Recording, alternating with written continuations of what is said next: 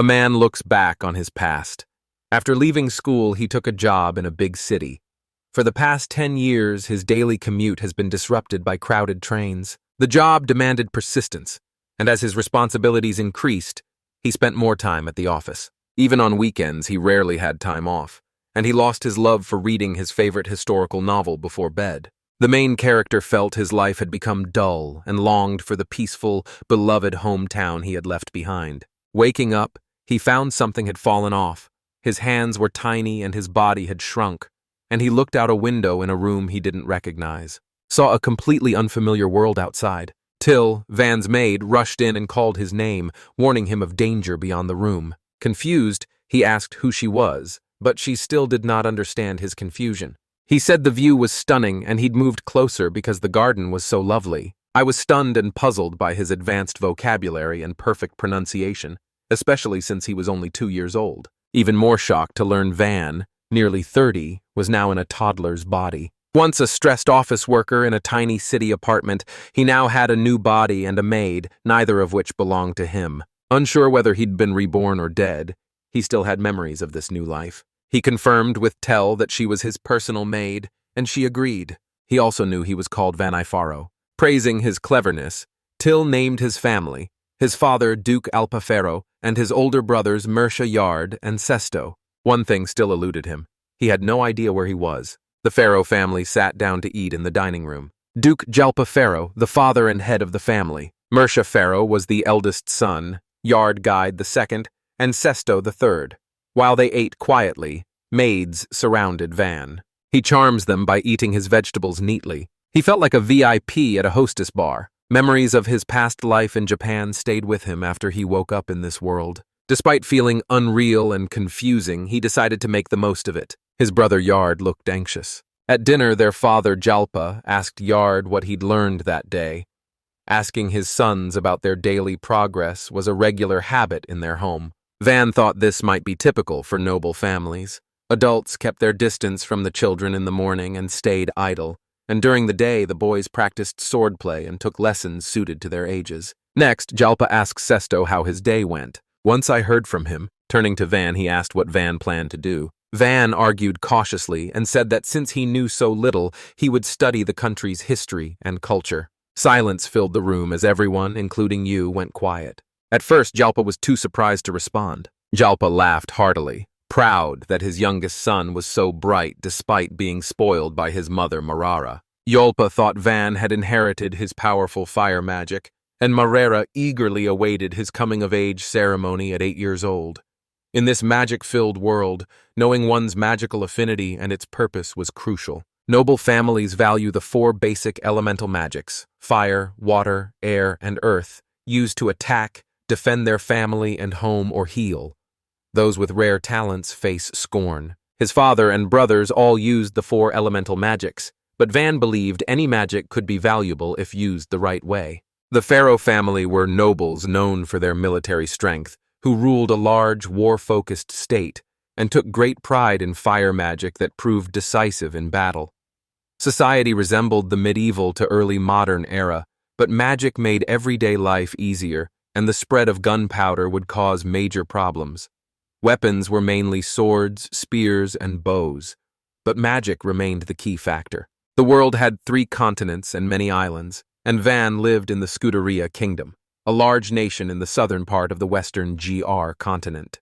Its royal family had ruled for 300 years and was slowly expanding its territory. The current king also led noble warriors to attack smaller nations and seize their land. Even Van's father seemed to have been raised from count to duke because of this.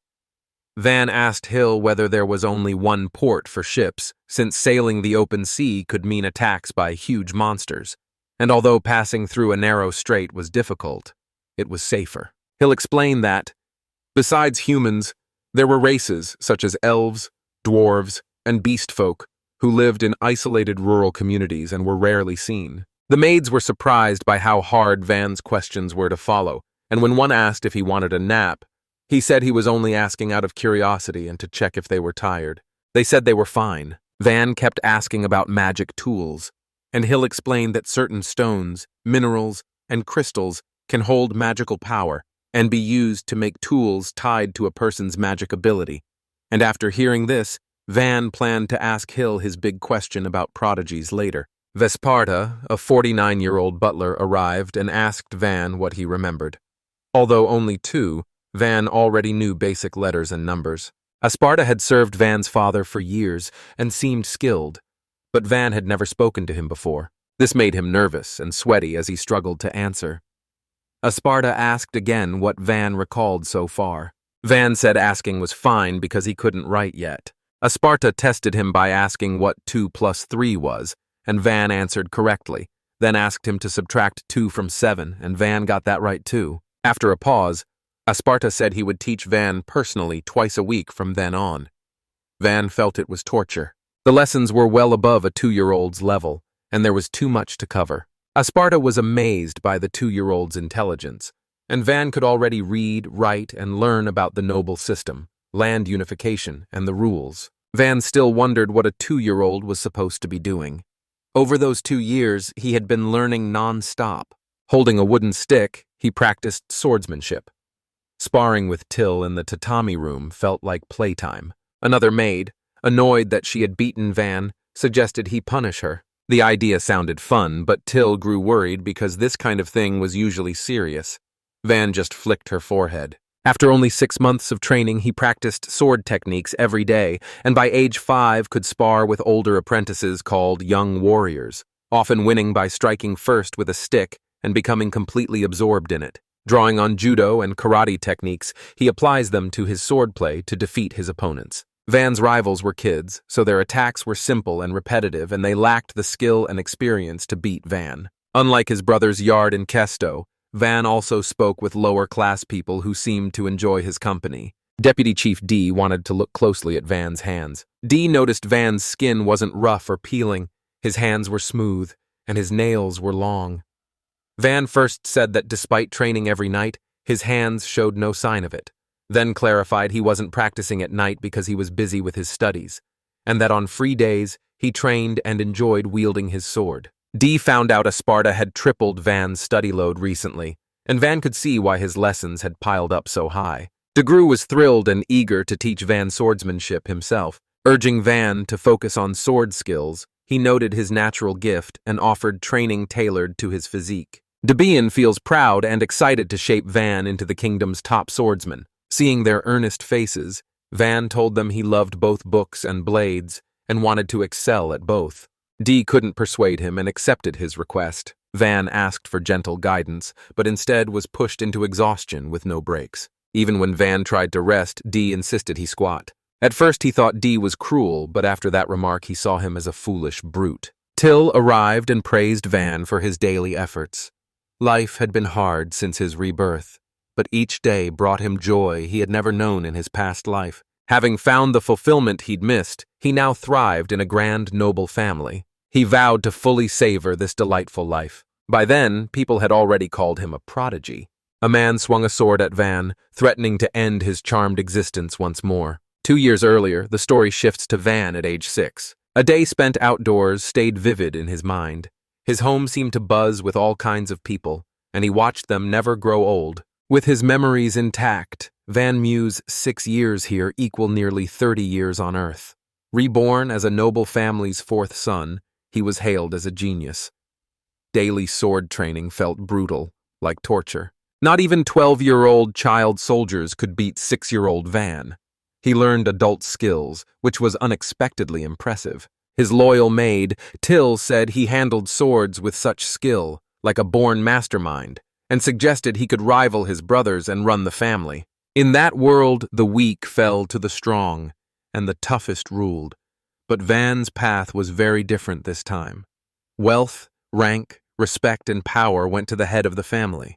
With talented siblings ahead, he saw murder attempts as a common way nobles moved up. Van kept his distance from his brothers because he knew they'd kill him without a second thought. And whether he sought leadership or not, standing out could get him killed. So a peaceful life felt out of reach. Till suggested some outdoor fun, and he went from being seen as a prodigy to just a kid.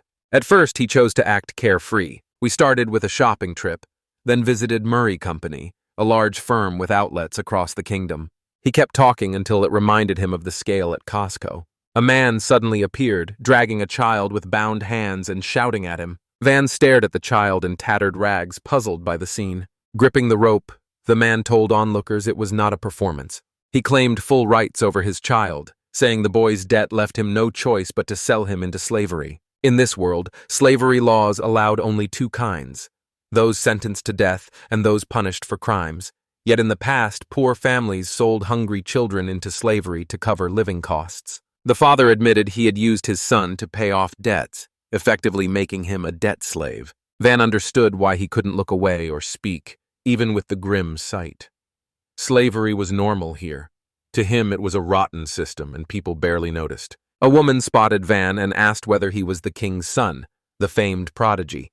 Rosalie introduced herself, thanked him for coming, confirmed he was the Van they had talked about, and welcomed him. She stayed to keep him company and offered to fetch anything he wanted. Van asked how much the enslaved boy would cost. Rosalie guessed he was about 8 and asked the father about his magic. The father said it was theft. She valued him at no more than 3 large silver coins. The father snapped, insisting the slaves buy items costing at least 5 silver coins in shops because they lasted longer and should cost more. Rosalie replied that shops were bought for less than half the sale price, and that the boy was worth only 3 coins because small-framed males were less useful than women once upkeep was taken into account. While the father fumed, Van stepped in and asked him to hold off and treat his son kindly if he was family. Van's father told him to keep quiet and mind his own business. Annoyed, Rosalie called the father foolish and said they did not need to buy the boy, suggesting he might sell him even after lying to his son. The father claimed everyone had tricked him, and he still refused to sell to her, dragging his son away to another shop. Van stopped them suddenly and offered 5 silver coins to buy the boy, who winced in pain. Remaining calm, he knew the child could die if he did not act. The father demanded the cash, but the till said she had only gold coins. Someone supposedly told her to swap them inside and promised to handle it. Rosalie untied the father while Van spoke to the boy, asking if he was okay and could stand. Van introduced himself and learned the boy was named Cayman. Van said he could not go anywhere. Till wondered if Van had bought him as a slave, but Van only wanted to save him, and Till worried about Father Micratalia, while Van thought leaving Cayman alone on the road would be risky, because Cayman knew little, and Van could not abandon him. He asked Cayman whether he had anywhere to go. After a pause, Cayman asked to join Van at his home and offered to help with chores. Another boy warned Van that the king would not let an unknown child into the mansion unless the child was enslaved. Van asked if Cayman agreed to that, and Cayman nodded. Vance suggested they look at clothes first so they'd be sharp together from now on. Rosalie said they needed a sleigh contract first, then took Cayman's hand and a mark appeared on it. The sleigh contract sign remains unique to the sleeves unless it is undone. Working as a contract magician, she waived the fee for Van's first visit. The thanks surprised Rosalie, who was not used to noble gratitude, and she guided them onward with care. When Rosalie asked Van if he wanted to pick out clothes for Cayman, Van grabbed his hand and asked him to join in shopping for outfits. He was taken aback by the request. They walked into a store where Van guided him to a nice section. Picking a side, Van did not expect those clothes to feel strange. Rosalie explained they were made of high-quality fabric, then pointed to another outfit usually worn by slaves. Van quickly said he didn't see him that way and felt the outfit suited Cayman well, then added he'd pick up some underwear and shoes.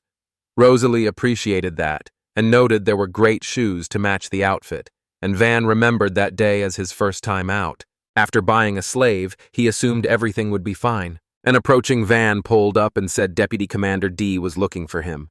The driver handed him a cookie and told him to say he wasn't around. Cayman suspected the commander might already know, but he ate the cookie anyway. Van then noticed Cayman wasn't wearing gloves. Cayman said he didn't need them. Van wondered whether Cayman minded people staring at his hands. Ken insisted it marked their bond and should be visible. Van disagreed and said it wasn't something to display like that. Cayman bought him gloves, put them on right away, and promised Van Heed he would wear them since Van Heed provided them. Cayman told Deputy Commander D that Van was not there, and the deputy commander was shocked because witnesses had seen Van enter a room earlier, so Cayman suggested it might be an illusion caused by his strong attachment to Van. Deputy Commander D shouted, asking why Cameron still had food in his mouth. There was none left. One man accused Cayman of defying the deputy soldier commander's orders and called it bold.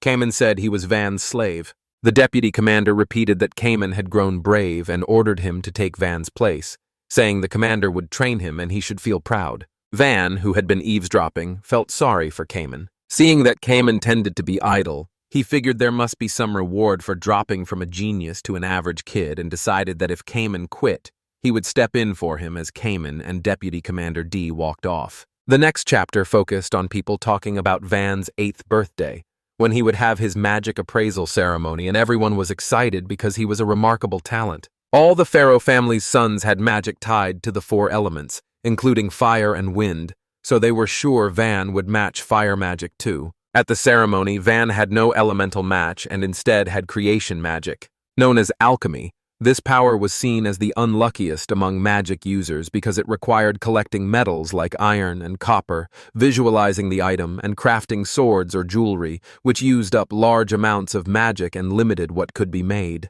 Others with different magic could also use large amounts of magic to make weapons and trinkets. Inventors and blacksmiths did not need magic skills for that. Van faced no threat from his brothers or the family's power struggles. He'd spent 2 years lowering his status, and a low rank couldn't change his magic type. Nobles prize the 4 elements: fire, water, wind, and earth. In the Pharaoh family, people with strong fire or healing magic were especially valued. Mira, the oldest son, had wind magic, worked harder than anyone else, and served as deputy to the family head. But the 2nd and 3rd sons, who had fire magic, looked down on him. Nobles prized magic highly.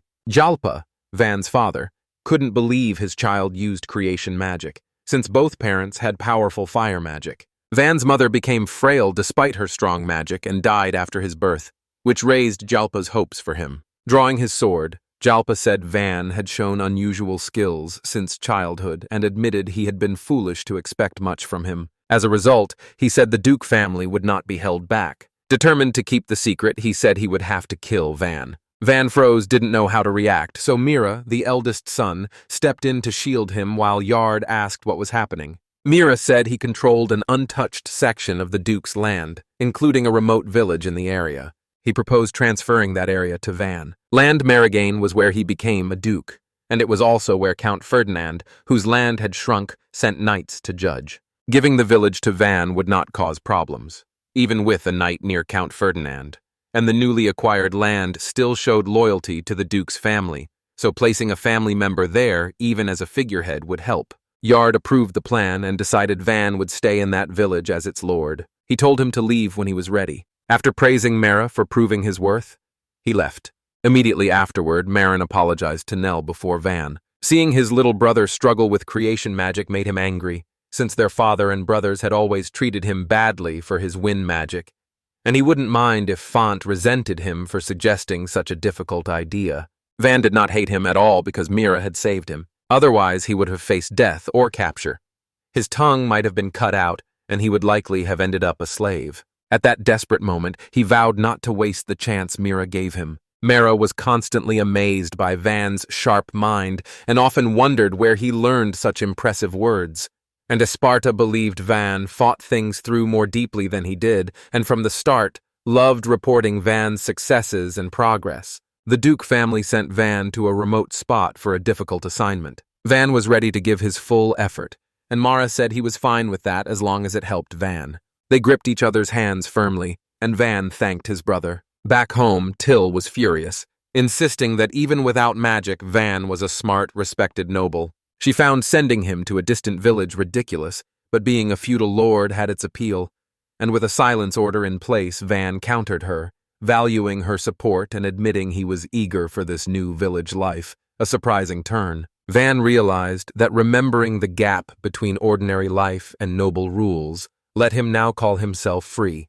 Becoming a feudal lord in a small village would likely leave him with plenty of free time and make him think about how to spend it. Hurt by being abandoned by his father and brothers, he decided to make the village a happy haven where people could live well and enjoy themselves. Next, nobles spew grand words to feed their pride, but their real aim is protecting themselves, not the kingdom, even if that means ignoring their people's safety. Nobles often look down on commoners, especially adventurers. A group debates their duty to protect a noble's child. Unable to work with royalty, they had to accept it. The biggest of them asked why he had agreed, and he said he had no other choice. Van arrived cheerfully, flashed a warm smile, and introduced himself.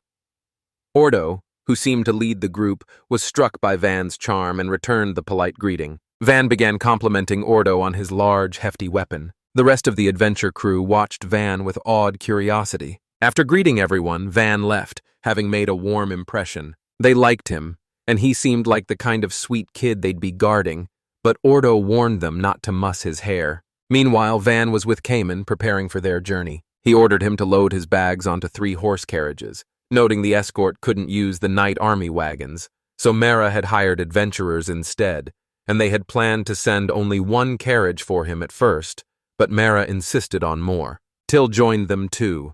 She was committed to serving Van wherever he went, so she came along. Only a handful knew he had magic beyond the 4 main elements, but gossip spread anyway. Joining them, he vowed to take down anyone who stood in Van's way. Someone then asked if he could request a night army escort, but Dee was unsure too and urged the group to speed up preparations. Asparta arrived and said it was a bit soon for Jalpa, but Jalpa left shortly afterward. With his children grown, he had no problem joining Van in the countryside to relax. After years serving with his father, Asparta was hard to part with and even harder to replace with another loyal aide. Even so, during his retirement, Asparta would oversee Van's education. This made him a little anxious. Van saw everyone had packed heavily, as if they were preparing for more than a village trip, but he was grateful for their support. They brought energy, and Asparta shared deep wisdom. Till saw Van's odd grin and asked what was going on. Van smiled and said he was just happy they were all coming, and thanked them. Till said many maids like her wanted to join, but only she got permission after begging Mira. She said Mara was often busy and rarely chatted with maids, and that Yard and Sesto treated them poorly, but Van's stood out. Every day he greets them, shares snacks, and helps when they clean. The mage who trained with swords also adored Van. Feeling shy, Van told Cayman he could stay in the kingdom if he didn't like it.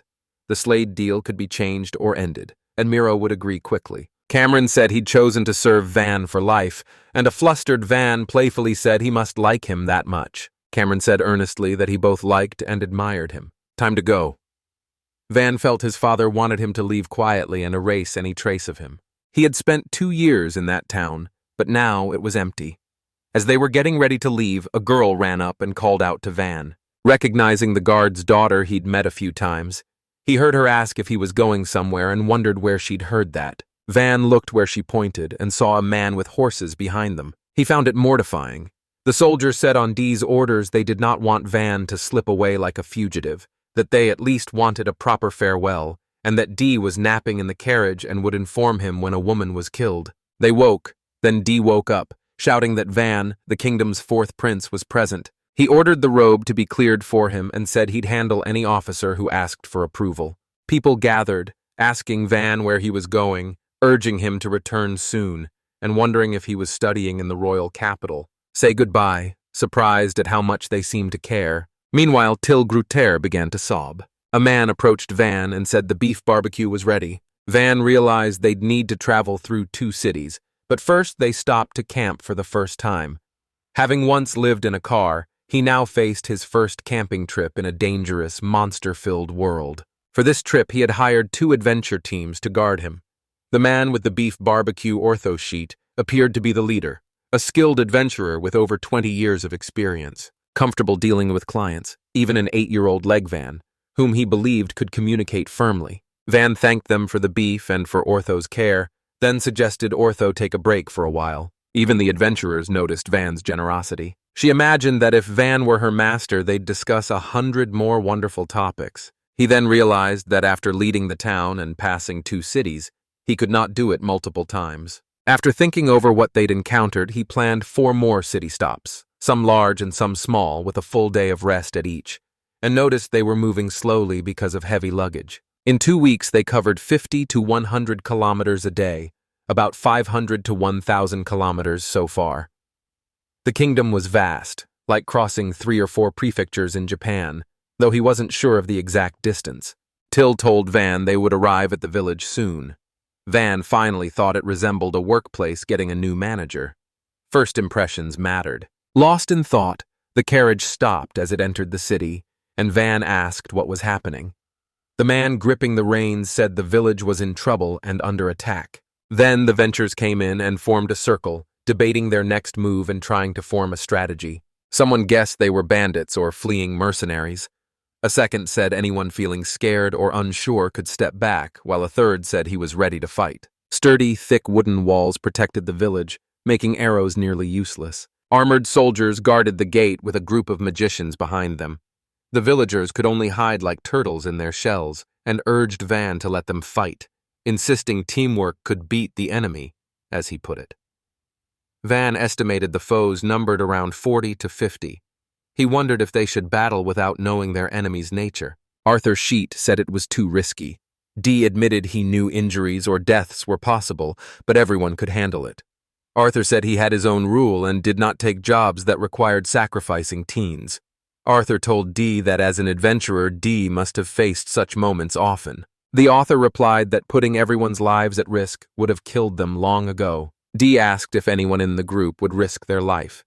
He said the village and its people were now his lord's primary domain, and in a crisis he could not help drawing his sword. Ortho told Dee he was a fine knight, but that it didn't involve them.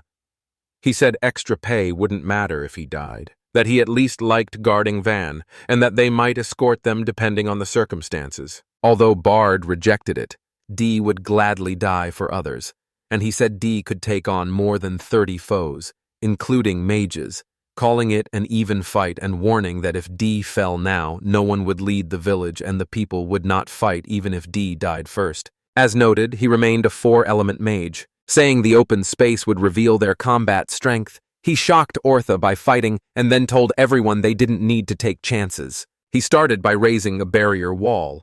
Adventurers fired from behind it at range. When enemies looked that way, he used the opening to strike. Repeated surprise attacks increased their chances of victory. Ortha doubted anything but arrows could stop magic attacks, and Van said one card had iron reinforcements at key points, so it was safe to hop in and pull back after the first surprise strike, adding that their soul lane was meant to throw the enemy off at the start. He asked whether Asparta would stay back and face them. Asparta agreed, saying he would act as the decoy, strike from behind the wall or at D, and let the others perish. Van disliked Sparta's words, feeling they spelled certain doom. Sparta finally argued that he and the elderly man would be more helpful. He asks Van to let him take the risk instead of acting as bait. All eyes turned to Van as the group waited for his decision. Till stepped forward, blocked Van and told him she would not allow it, rejecting the idea outright. If Van were the decoy, she'd rather face the enemies herself, confident that if they targeted her, she would win. Cayman said he joined too. Van told everyone to listen up again. He then claimed he was the leader there. He said he would consider going, with Ortho and his team escorting him to the village, but he was not offering to fight to save it. To Usparta, retired from a noble household, he said he had done so much for Van's family and should not die there. He said Dee and the Nike squads were serving his father, not him, and he had to apologize to his father if they were hurt. Looking at Till, he said she was like an older sister who had been with him longer than anyone, and he couldn't bear to lose someone so dear. Then he turned to Cayman and said he admired his honesty, but since Cayman was his slave, he did not have to die for him. He added that he was glad Cayman enjoyed his life. Branded useless and cast out by a noble family, he found it incredible and kind that people chose to follow him, so he couldn't just issue orders and let them die. He refused to be that awful leader, chose to lead from the front as their commander, and sincerely apologized to them. Van spoke, saying he'd take the cart and push forward first, asked everyone to strike from both sides, and reminded them that ranged attacks would be key there. He warned that if the enemy did not back off, they could flee and leave his body behind. He decided that even if bandits killed him, he would not care as long as his identity stayed hidden. Ortho was now willing to take risks. Van called Ortho a kid, saying he had claimed to risk his life out of duty. He warned Van that any more talk like that would force him to reprimand the whole group.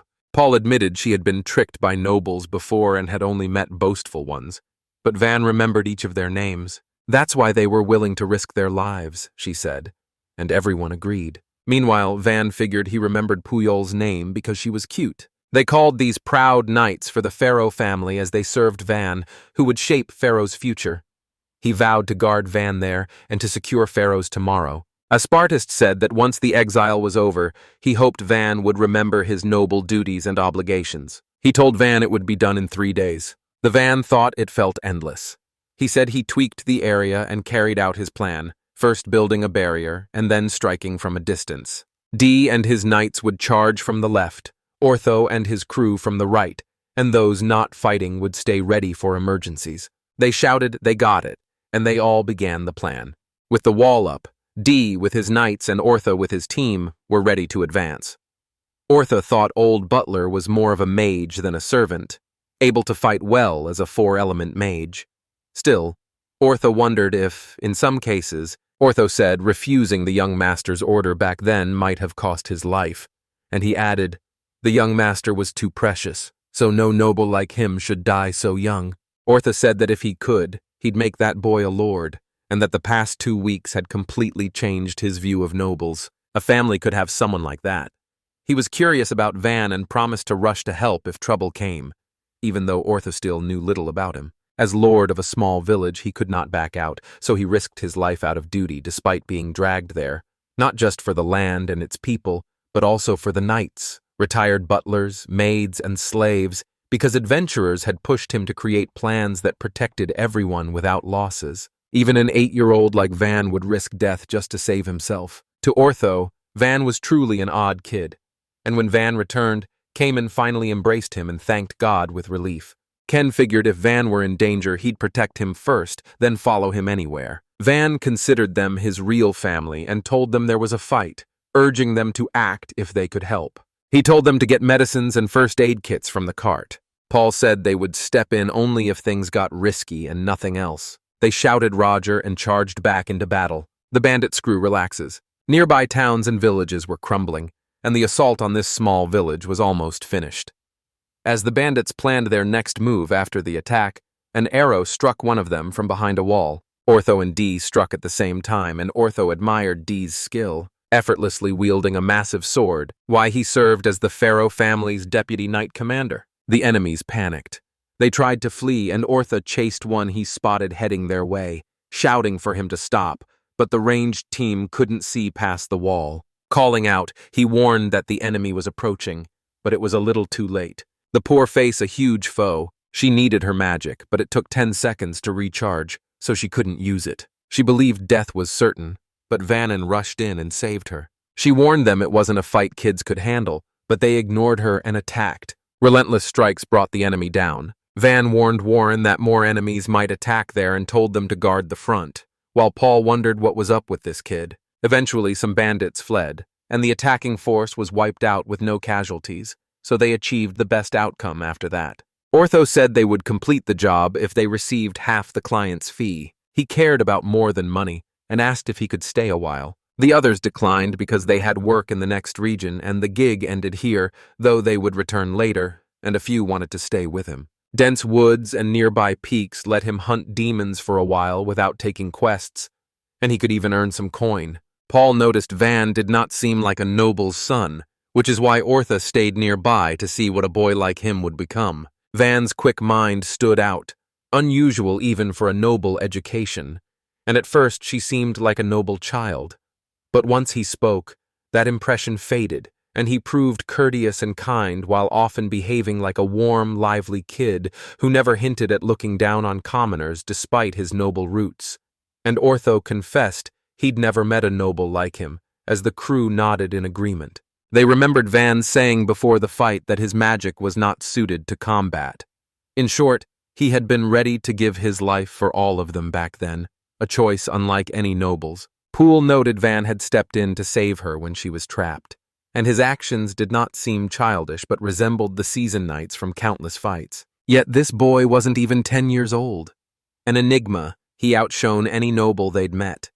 Ortho, eager to see how the land would fare under Van, his lord, checked with his crew to see if they also wanted to watch. They all agreed.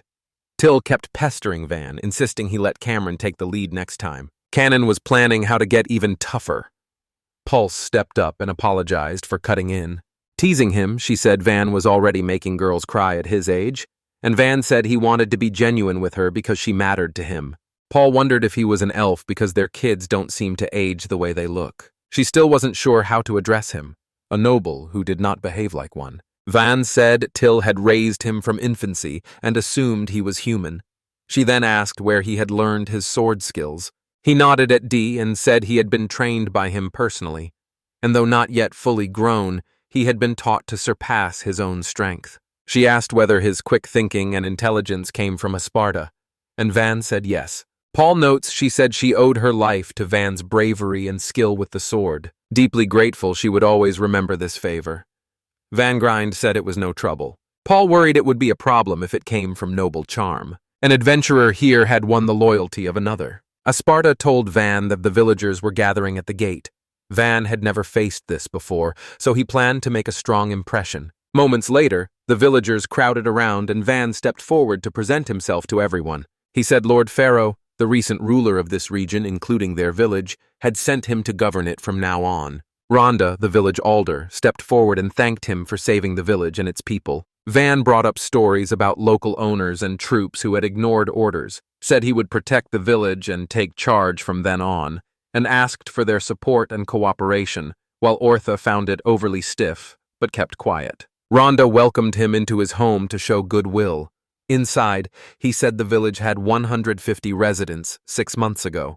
Bandits' strike a month ago dropped them to 100, and today was the third raid. Van wondered why they'd become a prime target. He said it was likely due to the nearby Gen Kingdom border. Under Earl Ferdinand, the border guard knights kept watch, but after the new lord arrived, the border was neglected. The village suffered after it came under Lord Fellow's control. Van said the old ruler, Count Ferdinand, had allies in every town. Count Ferdinand's father, Lord Fellow, seemed to place rulers only in the larger towns, leaving small villages overlooked and their fates uncertain. The tiny village needed no guards and paid almost no taxes. Promise you'll keep them updated from now on. They said griping, mourning, or blaming the kingdom was pointless. Even if they had doubts, nothing changed. Rhonda Galaga's son looked angry after Van's speech. Van told him to sit, speaking for the village because he feared its future would be bleak with such a hot-headed man. Van pointed out that King Berlin, the kingdom's founder, could have left a legal loophole. Silence hung after his words, and a Spartic cleared his throat to prompt him to speak. Van felt a bit nervous, but stayed determined to lead the village. He said complaining about the kingdom's laws and their effects wouldn't change anything, and this village had those laws. Outline 3 clear steps. First, they make something so valuable the kingdom cannot ignore. Second, they earn money and often hire mercenaries. Third, they rebuild and expand the village themselves. A woman there said they'd thought of that too, but in such an isolated place nothing was simple. Selling wood or stone wouldn't make a profit, and their lack of schooling made it hard to make other crafts worth selling. As a result, they would have trouble earning money. Van acknowledged their hardships and promised that now, educated, he would do everything he could to protect and improve the village. When the response wasn't what he hoped for, he cut in and explained that at 8 he was given land to manage. Many saw him as a talented kid for that.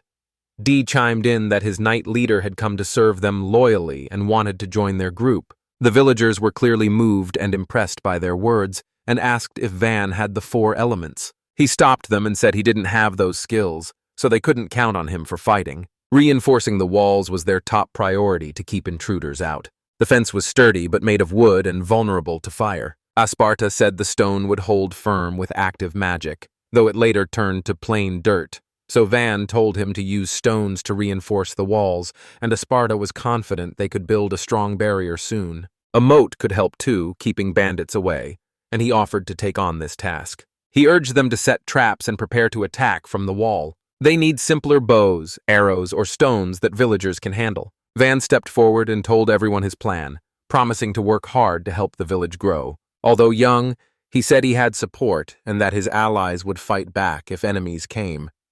By the end of his speech, he felt like a politician. A man asked about taxes, saying they paid 30% on crops and monster hides and teeth. He reduced it to 10% and offered to cover any shortfall himself. His proposal stunned the villagers.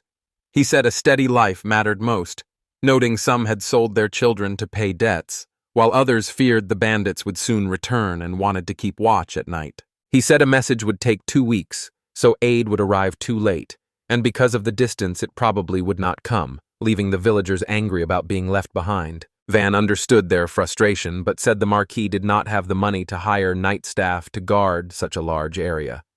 Even if the night staff agreed, there still would not be enough to make a difference. They would need 200 men. He asked us to raise a stone wall behind the wooden fence, and he did it without hesitation. The villagers were astonished when he told them they needed their help now more than ever. If they all helped, the village would survive. Housing was scarce, so they slept in a wagon. Rhonda offered his home, but they could not move him out yet. Then never worry about only having production magic. A stain of their disdain over his lack of fighting strength lingered. He tried to win them over, but they stayed aloof.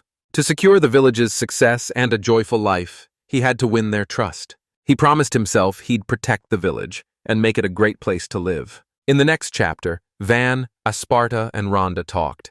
Van said if the enemy did not strike, they could hit first from the walls with magic bows and arrows. Asparta said that from a short wall the attack would not do much. Rhonda said they had once used spears to strike back through openings in the forest fortress.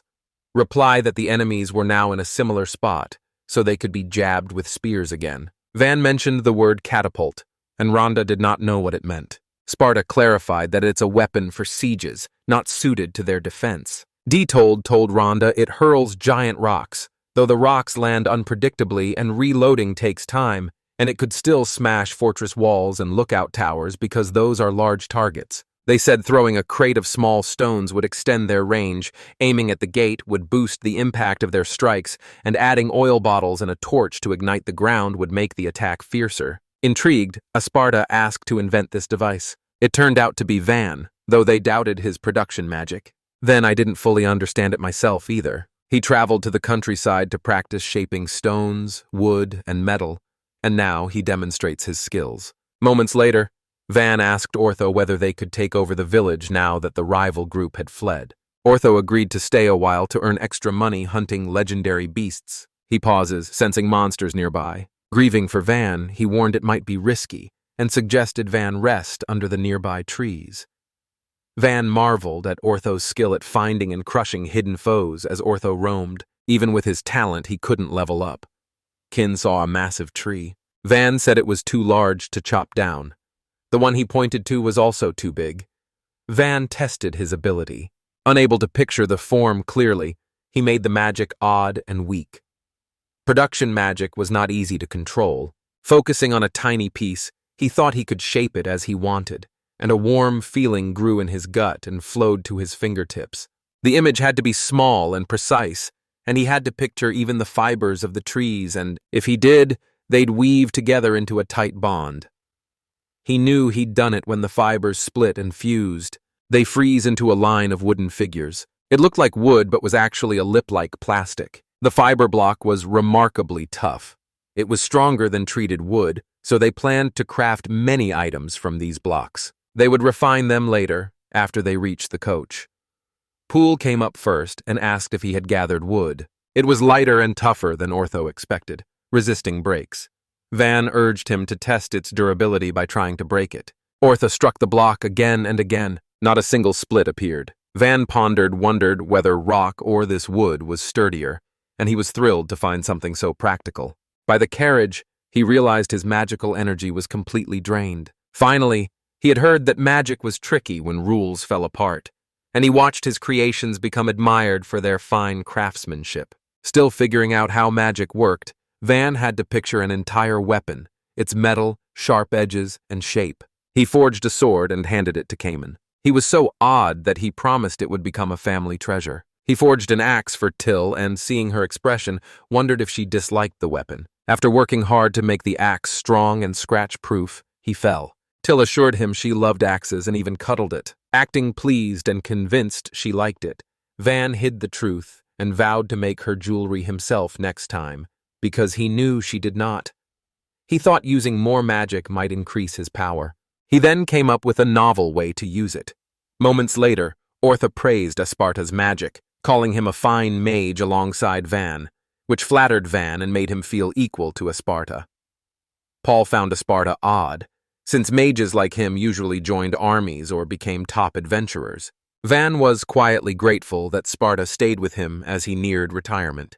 He cared about Sparta's future as much as his own past. He hoped he'd enjoy his later years and thought of him fondly. When Sparta came over and announced he was coming of age, he said that as a lord, he would have to assume the titles and duties. Van grew nervous and said their priority should be bolstering the village defenses, promising to reinforce the gates.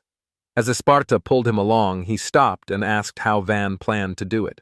They stepped forward and offered to stack the stones. He rumbled that everyone here seemed clueless, then explained he had used magic for it. Dee realized his mistake and said he respected Van. They tried to tell Van that his efforts would not work with magic alone. The gate was wooden, so he decided to shape it like his usual wooden blocks. His biggest worry was the weight. Weight was crucial to block enemies. That was the limit they could handle now. Next, they would make a heavy metal gate.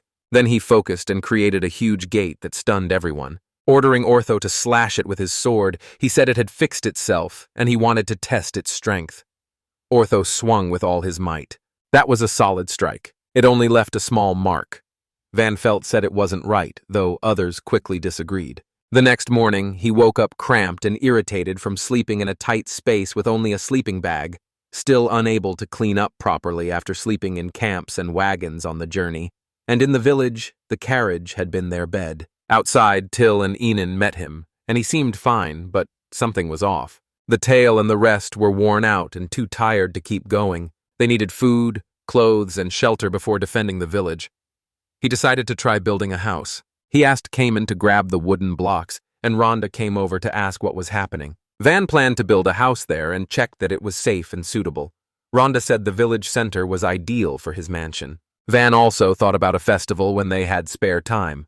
At first, they felt capable but unsure they could build more than a basic house. He built 4 support beams and then set their size. He pictured wire laid on the ground with thicker posts ideal, and floors and walls had to come before adding the roof. He pictured it, but it felt much larger now. Interior walls came next. All the blocks were used to finish the house. It had a kitchen, a toilet, 1 large bedroom, a smaller bedroom, and 2 extra tiny rooms. Those had to be included or a Sparta would be upset. He installed window shutters and needs to ask traders about court sand. The house was finished and fairly spacious, though Sparta did not think it was large. It seemed a bit small to him, yet it was the grandest house there, and did not even look wooden, so everyone marveled at Van's skill. Van's magic was fascinating, but the man still believed strong combat magic outshone it, and thought the villagers should see their lord as a solid shield. Till said she preferred the Van city to Yelpa's domain. Aspart agreed that in war fighting mattered, but in peace, people wanted a leader who improved their lives. He couldn't imagine anyone better than Van for that. When the group arrived, Dee was especially stunned, unable to fathom a house being crafted with magic so fast. Then he said he could build homes for everyone if he had more wood. Dee told his crew to grab food with wagons if needed. Van had never seen work done so fast. Even Ortho was excited about the house and offered to chop wood. Dee urged them. Everyone was determined not to let the nights outdo them. Van was puzzled since Ortho lived in the countryside and did not need such a place. Soon, Rhonda gathered the villagers and told them Van could build houses. People started telling Van about their housing problems, just as he'd feared it wouldn't stop at one house, and he regretted telling Dee.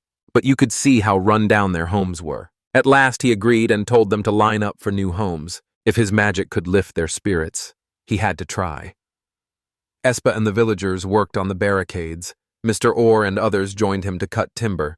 Van took Till and Cayman to build houses. He became used to his power to manage such builds well. He wanted to design his own interiors because leaving it to others felt like obeying orders. He felt sad remembering his corporate slavery days, but once he started, he couldn't quit.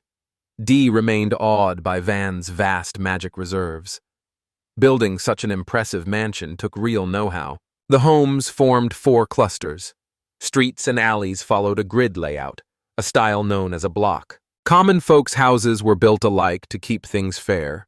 It is enough for now, but with building stone he will tailor each home later.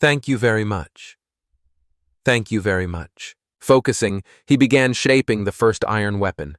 The blade was thicker than a katana, but had to be razor sharp. Metal density mattered too.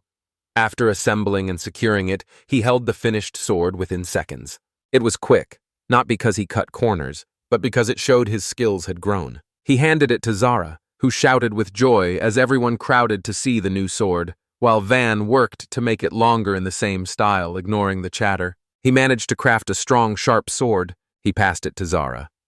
The scene shows Zara's gear. Other adventurers pressed Van to make weapons for them too. Paul said judging was hard without testing, but they could still fetch a high price. Finding deposits in a forest rather than in the mountains made it a rare find. Iron sand was more common, and the ore in these rocks seemed very scarce. They had expected stone, iron, or other ores by the gallon, so nearby dungeons could explain it. The Ordinance crew had never found anything like that. Zara wondered if they were remnants of gulms wrecked long ago. They could ask whether any dungeons were nearby, but no one knew yet. Because they hadn't scouted the area, a dungeon could still be nearby. A source said finding one would transform their trade and bring a lot of business to the village. Van grinned slightly, pleased at the thought that the village would benefit from a dungeon he might uncover. Dungeons were full of valuable items. Most of the nation's weapons, gems, and relics came from them, so they were vital. Adventurers' Guild rules required members to report any newly found dungeon to the guild. When the guild received a report, it could open a branch in the nearest town. Discovering a new dungeon was a major win for an adventurer. It built your reputation, could push you into the top ranks, and often earned you the first chance to explore it. He then noted that right now, if the village reported a dungeon, they probably could not afford the guild's costs. They picked a spot, noting that adventurers, traders, and knights would swarm the place, and food and supplies were already scarce. They also faced the risk of an attack from a neighboring country, Ferdinand striking, or being kicked out if they asked to hunt the dungeon. Poole said once word of a dungeon spread, knights would rush in. Van's magic could fix building problems fast. He said he was a foreigner connected to the Fertile family, and if they got the chance they would kill him. So they had to grow the village first before claiming the dungeon to keep the Fertile family from touching them. Ordo told the group to scout the area where a dungeon might be, circling it and gathering resources. Claiming it now wouldn't pay off, but Van hoped for a reward later. Both the kingdom and the nobles care about dungeons. His family saw him as worthless with no role in their plans, and said a dungeon could change that. But for now, it goes to one of his brothers. So he had to use his skills to keep control of the village. Growing with Till, Van said housing was settled for now, and funding and defense were next. And Till asked if his magic still worked, while Van admitted he was wearing out. Exhausted, he can't do much. They needed workers. Few locals had any crafting skills. He wanted the stash of weapons and shields ready before the trader arrived. Defense was just as crucial. The outer wall was nearly finished. He laid stones and made the walls as tough as concrete. They were first low and thin, so he raised and thickened them. On the wall, he installed a simple ballista made with leather parts. A large front shield let them fire heavy bolts safely, while under enemy fire. Around the village edge, he set towers and fitted them with ballastas. Till went to fetch dinner, and after she left, Van thanked Kansas. He sent the wrong item and asked about it. Campson said he had only brought stones. It had reshaped the village so smoothly. He still seemed to be getting a handle on Van's abilities. As Lord Van said his job was to benefit the village, he wanted to know if Campson had any dreams. Campson aims to guard the van. Van appreciated his loyalty, but gently asked him not to push too hard. He also recognized Campson's honesty and deep loyalty to him. Next time, he decided to craft armor for himself. His cherished knight deserved top-notch gear to stay safe in dangerous situations. He worked hard for 3 days. Turnaround. Turning the village into a mini stronghold seemed perfect to him, and he wondered where else you would find such a secure place, while I no longer saw it as a village. It was a compact fortress where bandits could not sneak past the walls. They wondered what would happen if Jalpa saw Master Van's strength. It became clear the family valued combat skills above all.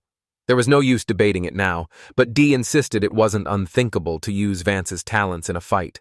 And with time, he'd outshine everyone. Van stepped in and said it was pointless to dwell on regrets or the gifts he'd been born with.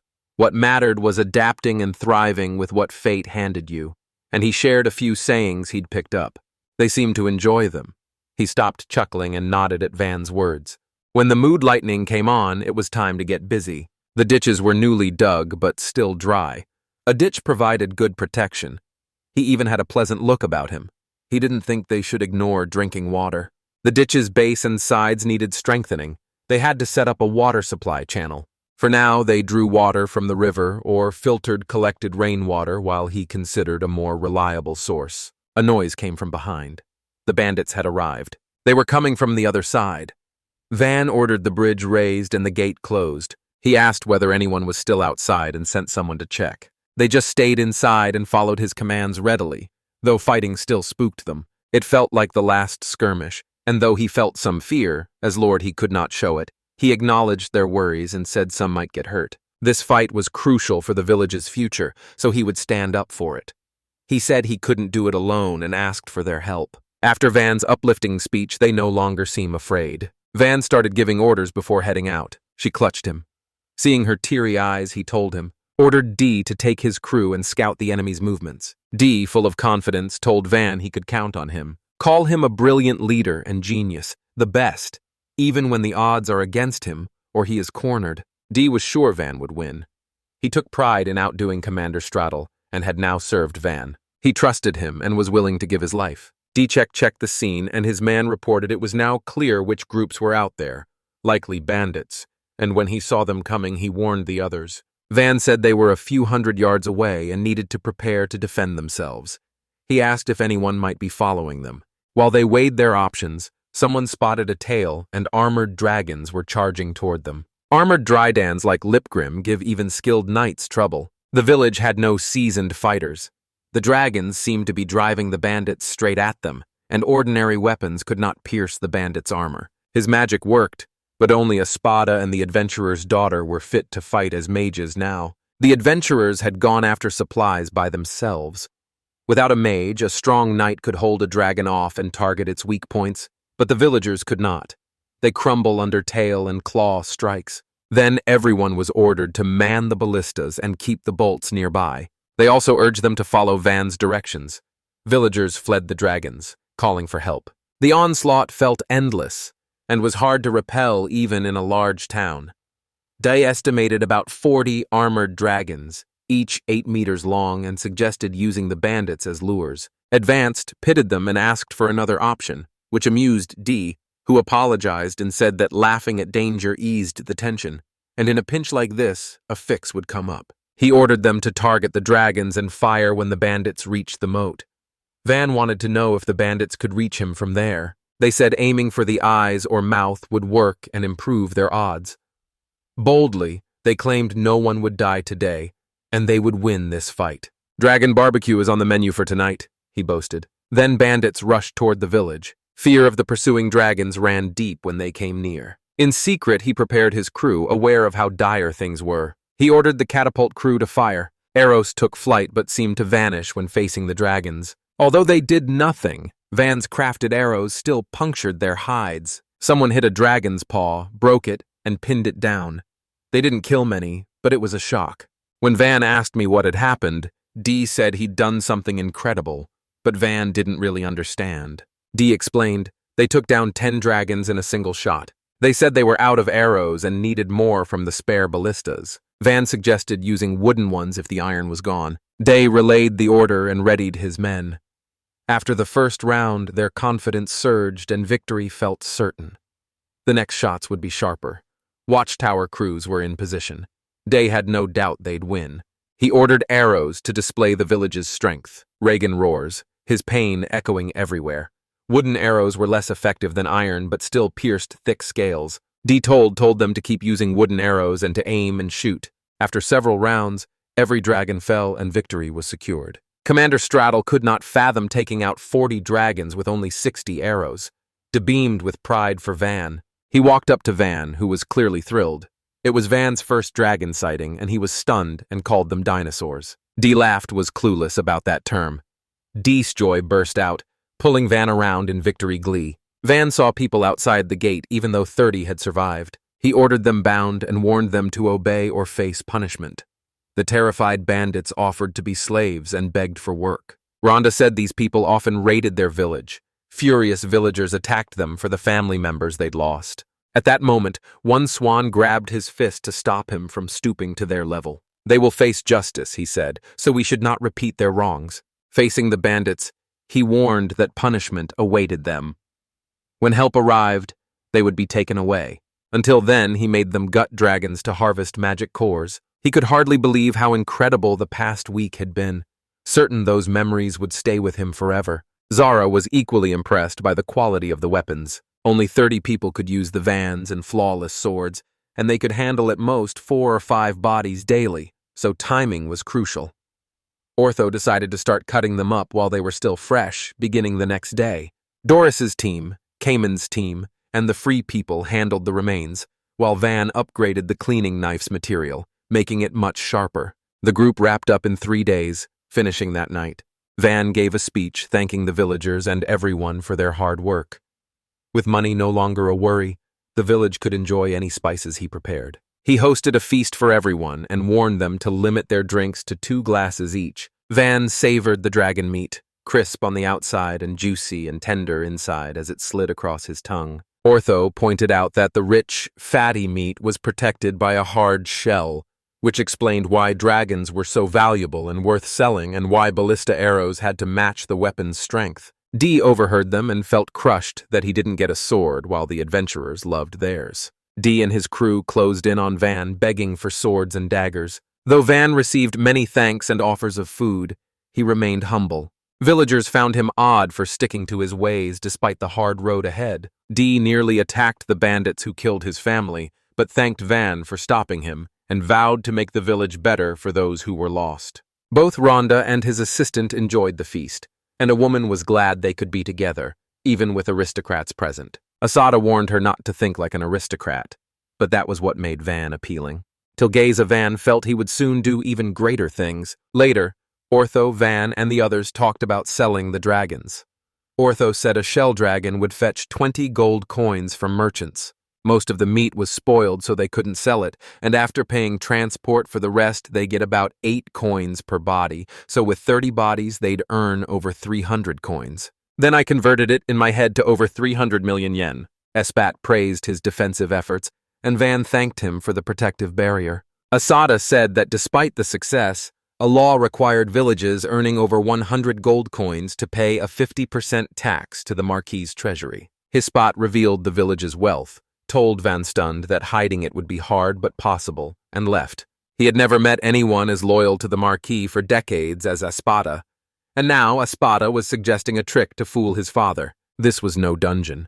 They would now hide the truth and betray his father. Still, wanting peace without his son involved, Van asked for his plan. The person he argued with said he'd report it to his older brother, Mira, crediting him with the dragons. Knighthood wasn't an option, so he called himself Heson, and the adventurers said they had found a herd in the forest and wiped it out.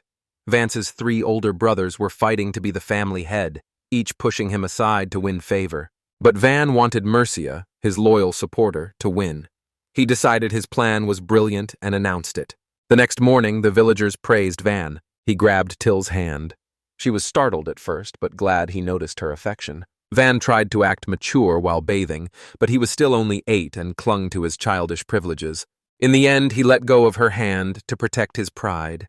The idea that Till might leave him someday hurt him, but he chose to focus on her happiness instead. Van began to say something about Till's future partner, but she interrupted him. She said she wanted to stay and care for him, never considering anyone else. At the gate, he asked the guards if they had seen anything odd, and they said it was the merchants, Mr. Bell, and Lango. Van could barely make out their dark shapes, but the guards still recognized them. To be safe, Van had the bridge raise and ballast readied, despite their protests. The merchants insisted they were not bandits. Van feared bandits might be hiding in or around the wagon, and that the village was dangerous. He refused to take chances and sent kin to fetch Ortho. They had a lot to do, and it depended on Ortho's efficiency. Van's long-awaited moment finally arrived.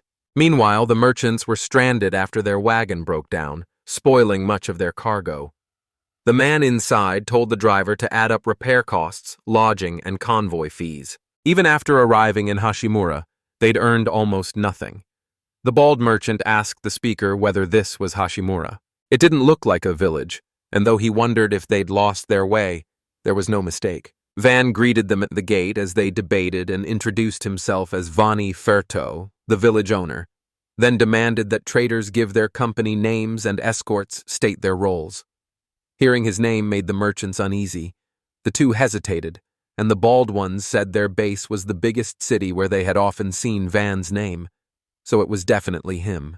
The driver was surprised at Van's youth and knew geniuses were often outcasts, but he did not expect the Marquis himself to send him to the border. They introduced themselves as Mary Bell, a merchant, his brother Lingo, also a merchant and a security guard, and an adventurer named Air. Van asked Ordo if he recognized them.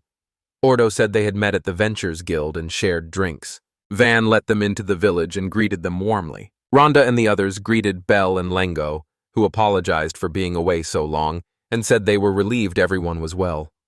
Van then approached, apologized for the delay, and reintroduced himself. He quickly asked if they'd buy dragon shell parts, and both brothers lit up because most adventurers dreaded facing such fierce creatures, which made this a rare treat. Almost crying with happiness, they followed Van to the warehouse. They arrived to find 23 meters of armored dragon materials stacked up. Bell and Lango stared in awe when Ven said they had defeated about 40 shell dragons, captured around 30 people, and was considering using those captives to help transport goods. He noted their wagon had been fixed. After taking it all in, Dell said they needed to call the traders as soon as possible. They asked Van if they could wait a month to sort it out. Van agreed, saying there was no rush and it was time to enjoy some tasty meat.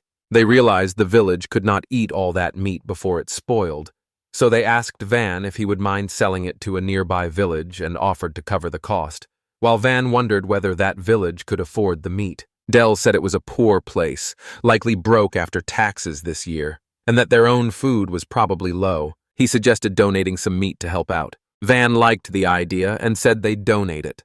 Though Bell was a merchant, Van saw that profit was not Bell's top priority, and Bell was impressed by Van's sharp mind. Bell offered to pay the bandits well, knowing their profit might be small but it would still be income. Van thanked him and invited him to come back, promising a great deal. It's like top-notch armor.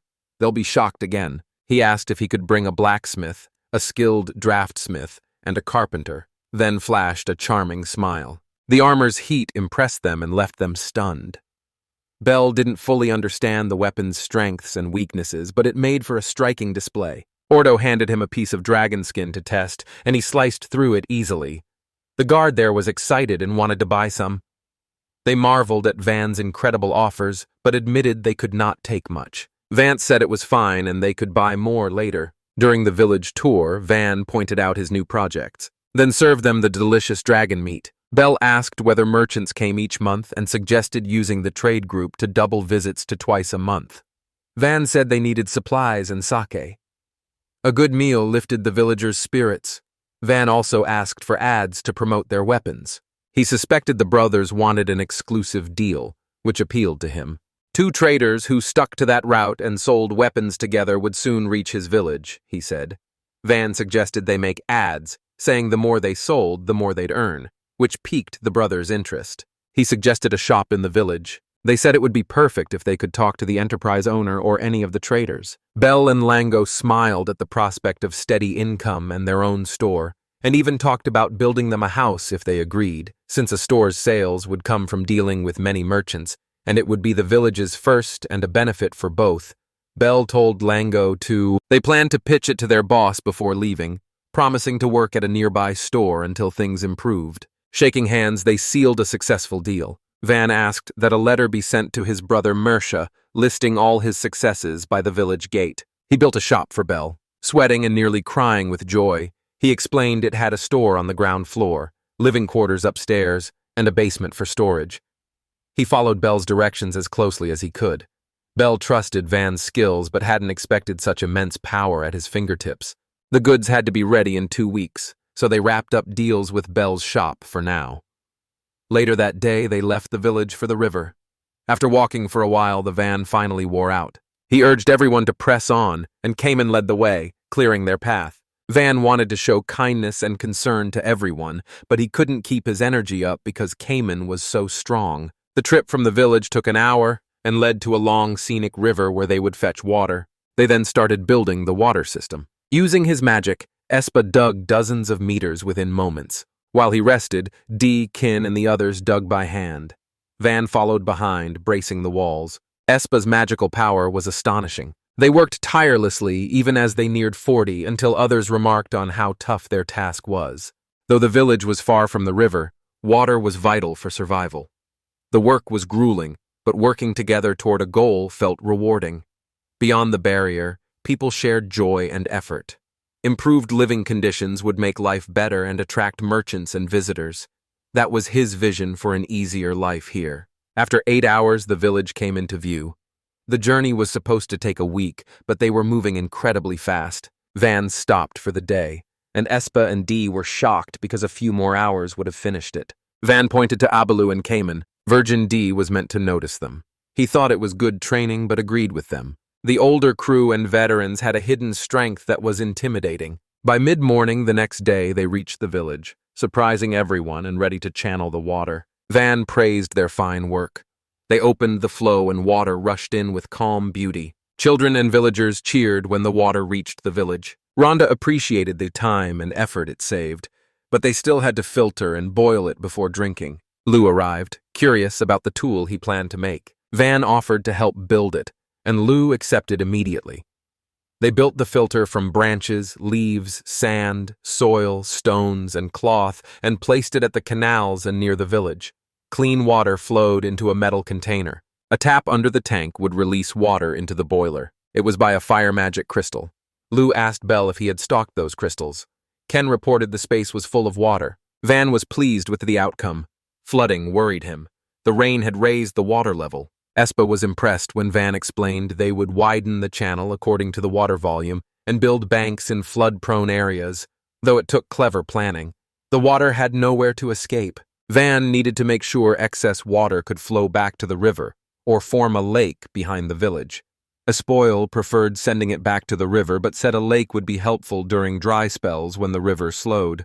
A reservoir proved invaluable. Van asked whether the flood protections would suffice, and Espa said the lake 200 meters behind the village was the solution, so they rushed to finish this critical task before the rains arrived in 3 days. With the lake nearly finished, Van wanted to add a spillway or similar feature but still had to decide its practical purpose. For now, he was simply a happy kid, delighted to have so much water. Moments later, Van felt anxious and irritable.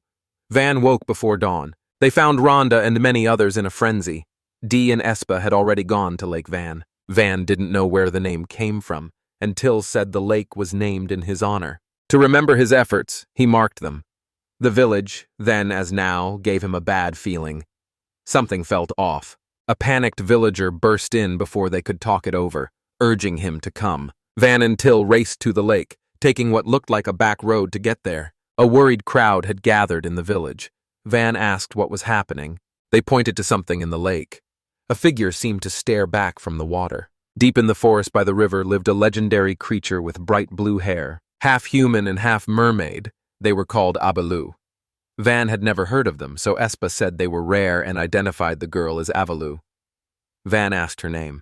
She did not reply and looked confused. The man told Till and Kin to fetch meat and fruit. He thought food was the first step to bring people together. The girl edges closer and everyone usually stops. Smelling the food, she asked if she could have it. Startled, Van frightened her and she ran off. He apologized and her back with the meat and fruit she ate. She tasted the dragon meat, scowled, and asked who had hunted it. Dee, Ortho, with the rest credited to Van, although the ballast did the work. After hearing that, she swam away and disappeared, leaving them stunned. The next day, Till burst into Van's room calling his name loudly. According to her, villagers reported an attack that sparked chaos. Hearing the word attack jolted him awake. While he dressed, Till said the enemy had seized the water channel. Van hadn't expected them so close, but he was sure the ballisters would drive them off. With his sleek cut trimmed short, he was cranky. Outside, he saw many abolus watching him. It was a child yesterday, but now people of all ages were there, though they looked young. The oldest wanted to speak with Van.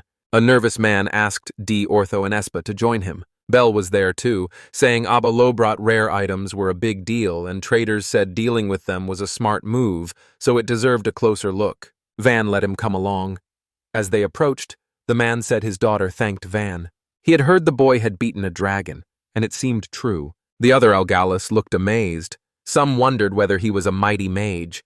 They also noticed the tough people near him. The man praised him as a brave person. He said he had approved a marriage between Van and Oprah. After a quiet pause, he voiced his shock, and everyone behind him froze. His mind raced as he tried to understand who Alpriora was and what this talk of marriage meant. Ovesta, Oprior's father, asked of Van, but it rejected him. When asked where she was, she said she was off playing with friends. Van asked how long he'd been planning the marriage, pointing out she was only a child. Ovesta said their race was unique and had never dealt with humans before. After dragons took their river and killed their kin, the clan sought a strong mate for Alpriora to protect them. Van understood they wanted safety through strength, like nobles arranging marriages for alliances, and insisted she marry someone she loved. They declared firmly that they would guard the Algalu without marrying. Vesta then said they would stay with their son-in-law and asked the Van about this water. Van Clarify said he didn't own it and suggested they move to the lake, where there were bridges because guests or traders might get spooked. Then he realized Vesta had called him her son-in-law. He tried to explain he hadn't agreed to marry, but they were already moving, and Priora called him her husband. Esper said Van was lucky to bond with the Abdallah. They joked that Van's first wife was a baller, and it was fine if Van chose her. Even if he refused, the husband's protest failed. The Abdas enjoyed time at the lake while Van wondered if he should watch over them as the lake owner. To follow through, he built 2 simple shelters with roofs and walls for resting. They could hang out safely. Van was happy they enjoyed it. Espa didn't know people called those buildings scarier.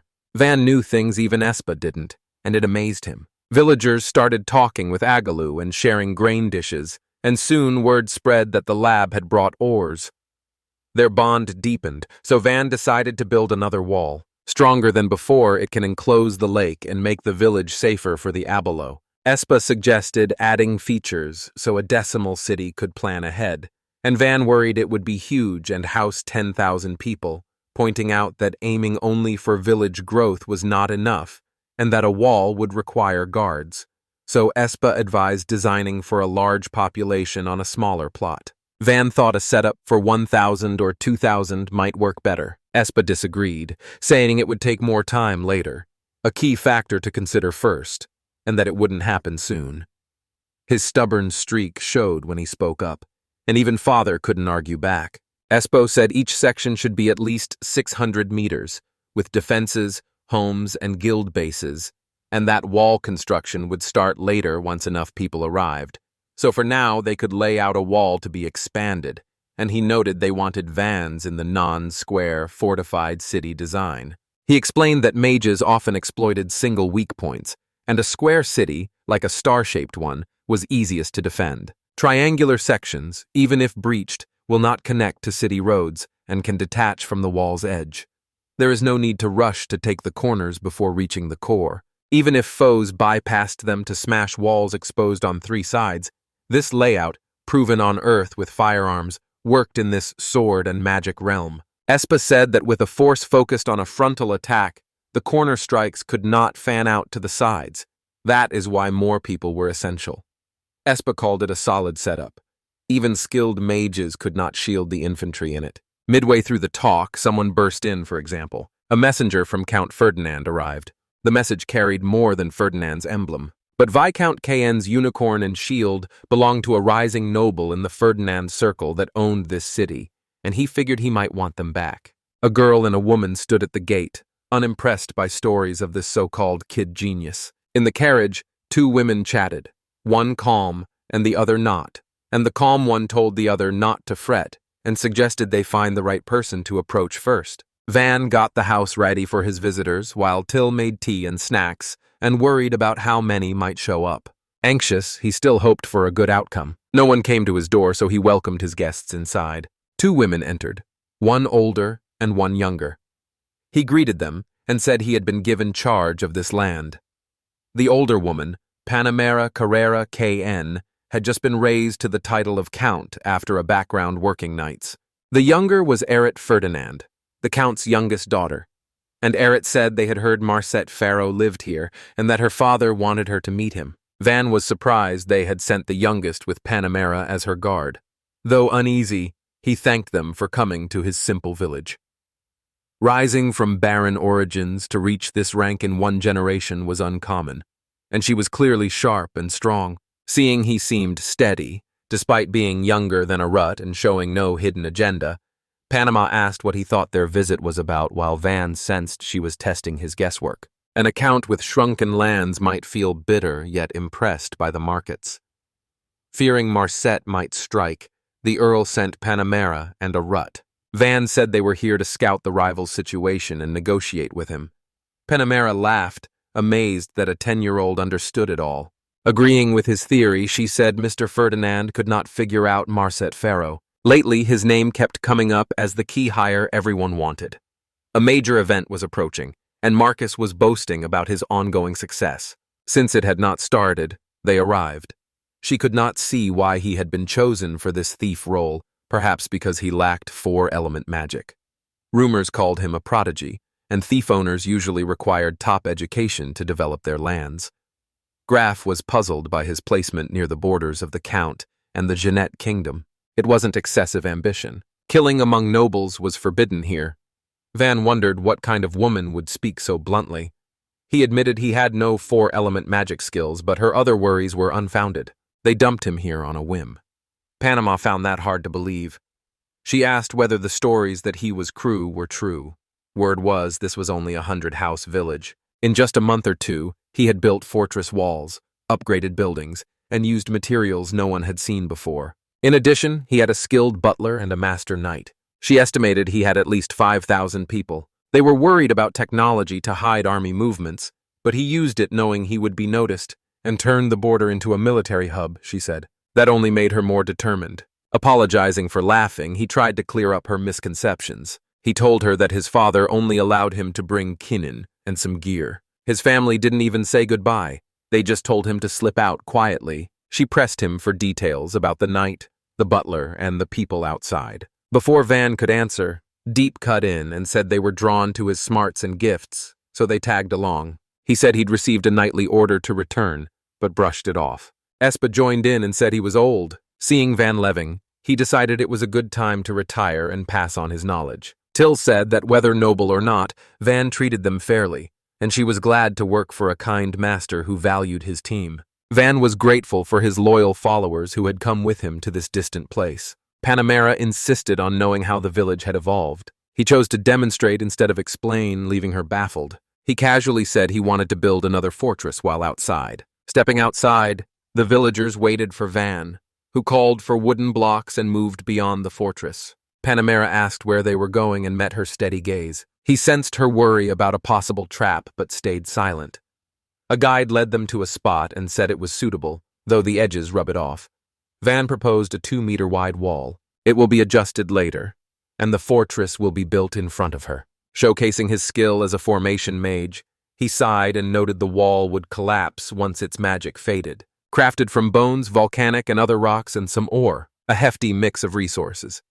He had hoped to pour solid concrete despite a lack of supplies, so he used a short-term solution. Amazed, Panamera asked if those materials could also be used to build houses. While forging a metal gate, he nodded and said he had to picture his shape and strength. Finishing the wall and gate, he amazed everyone, causing the princess and Panamera to doubt his magic. He called it production magic, only good at making things and otherwise useless to society. Princess Arat's father was too busy for her, and her indifferent mother left her with a caretaker, calling her useless dude. Shy and picky, she had poor study skills and no real talent except puppetry magic. Clumsy with physical tasks like dancing, she could move dolls more gracefully than she could move herself, and that talent finally cheered her mother. Excited by rare praise from her parent, she practiced, but her mother only shouted that she was a useless child, leaving a rope confused about her fault. High society later scorned her magic, crushing her final hope. Her mother stopped visiting and others ignored her,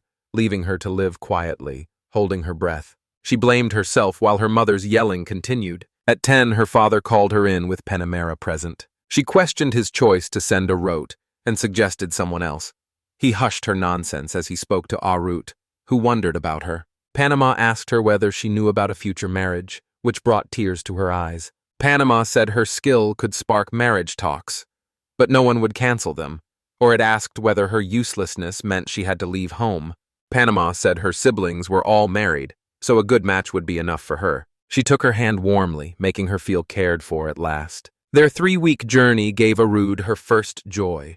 Panama was kind despite frequent anger, scolding Arud for her useless rut, then hugging her and often starting conversations with a pat on the head. When it is wept, Panama stays calm, patting her again, or wrote adore with her touch in playful jests. She did not want marriage, only Panama's side. She decided to give this boy a blank stare.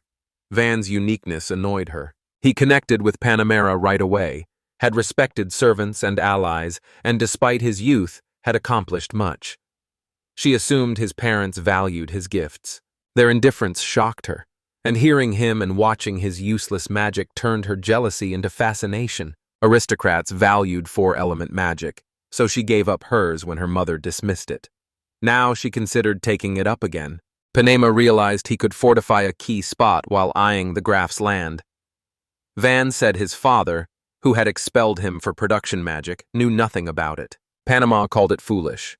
His skill could have expanded their realm, but Van had not expected this either. He offered to keep building the wall so she could stay longer, and she agreed with no plans. While strolling the village, Panemrequist asked him how he built the houses, whether he alone had production magic, and what materials he used. Partly understanding it, she felt their confusion was resolved. Panama brought up marrying a root to him, and he wondered if that was why she came.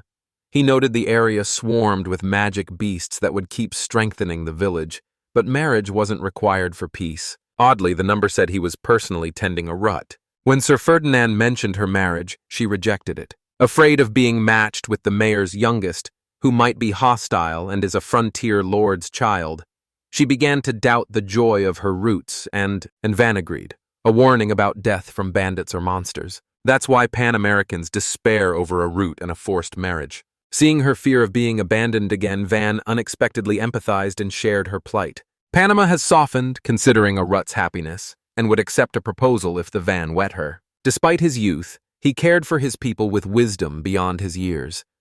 Panema noted Van's major abilities exceeded what anyone could imagine. She admitted she would marry him if they were equals, and the praise came from such a lovely woman. Van smiled inwardly at her admiration, hiding his feelings while quietly excited. She asked if she felt the same and reassured her she would not force a choice. Arut was unsure about Van, who said he had not thought about marriage either and suggested she could stay in the village without wedding him if she could not return home, a waiting matter that needed careful thought. Even a disputed marriage would help him, since news of his village's rapid growth would spread and attract interest. His unique power could draw rival nations and force him to strengthen his land defenses. Van asked if marrying Arut would help him. She said it could secure future aid from Graf Ferdinand and her support, and might stop an attack ordered by Graf Ferdinand to reclaim territory. He mused that a political marriage with few enemies and many allies worked better when it offered economic benefits. Offering Arut gains Graf nothing unless his father had secretly sent him here. If not, there was no profit or reason to maintain ties with Panama. Mara said they'd stay the night, giving him a day to think and talk it over with her or Arat. Curious, Van Schock said they'd stay and reacted like a typical 10-year-old. I'm using her. He asked if soldiers would join. She said enemy lands were dangerous for a frail woman like her, and that she needed their guards, though they stared at her, knowing how strong she was. She asked the other girl out, suggesting Van's house, but the girl was too shy to reply. Panamera apologized to Van, noted her youth, and asked to share her room because of limited space, and Van promptly decided to build the hostel. He led them outside to build one for Panamera, Arut, and the soldiers set up a room for 4. The visitors had expected tents and were delighted. The soldiers invited them to dinner and detained them until they left. In the end, flaky wolf meat rounded out the meal. Ortho's team hunted mystic beasts, and after the armored dragon appeared, more creatures began gathering here. And when scaly wolves last came in packs, the van's crew quickly found they provided plenty of tasty meat. Till promised to cook it well for Van's potential union with her rut. Van asked if Till was okay with it. Till said it had pained her after their time together, but she trusted Arut would bolster him, and she would gladly serve him fully. If his wife were kind, she'd stay here. Kansan said he would have chosen someone stronger, like Panamara if he could. Assad agreed that Panamera spoke the truth. Graf gained nothing from Van wedding, a rut, and likely sent her because she lacked 4 elemental magics. While their kingdoms, Scaria had been expanding its reach for 5 years. Neighboring nations already feared them, so their king avoided conflicts among allies. Line 2 options are that expanding through war would drain their wealth, or Van could strip their rights or disrupt them instead. Then insisted that, married or not, the most important thing was Arut's decision. If she could not return home, she could stay in the village without pressure to marry, and he would let her leave if she wanted to. Since they hadn't spoken yet, he planned to talk with her at dinner. Later at the meal, Van started by asking whether she liked the food. They could make sweets once they had more supplies, he said. Harut was shocked to speak to her, and she said the meat and fruit salad were delicious and still pleasing. Arut was starting to adjust. She had rarely spoken before and still stumbled over her words, but Van didn't judge her. Even Panamera, flawless as ever, noticed his rare qualities. She could hardly believe she'd met someone like him, and he asked about her interests. She loved cute things without doubt. When he asked if she liked small animals, she did. Dolls, pretty flowers, and motionless creatures. Van, not used to dolls, asked to shoot footage that shows time passing. Her calm, direct manner seemed mature, even though she was younger than her. Speaking slowly and impatiently, she said her dolls were in the carriage and offered to show them to him tomorrow. Van beamed with delight and thanked her. I fell into a happy flutter from a strange thrill. Too tense to meet his gaze, she let Van keep talking. And as she relaxed, she wanted to start speaking up. Throughout the meal, she wanted to look at him and say something, but she lost her nerve and the meal ended. Emphasized the village's safe, calm atmosphere. She said the food was so good she wondered where he got all his spices and supplies, and that the locals knew and respected him. Van agreed Till's cooking was great, and people were glad the food was plentiful. Panama said that if she were him, she would boast more about the village's success to spread the word about his deeds. Locals provided the materials for the walls and homes, and he worked with what they gave.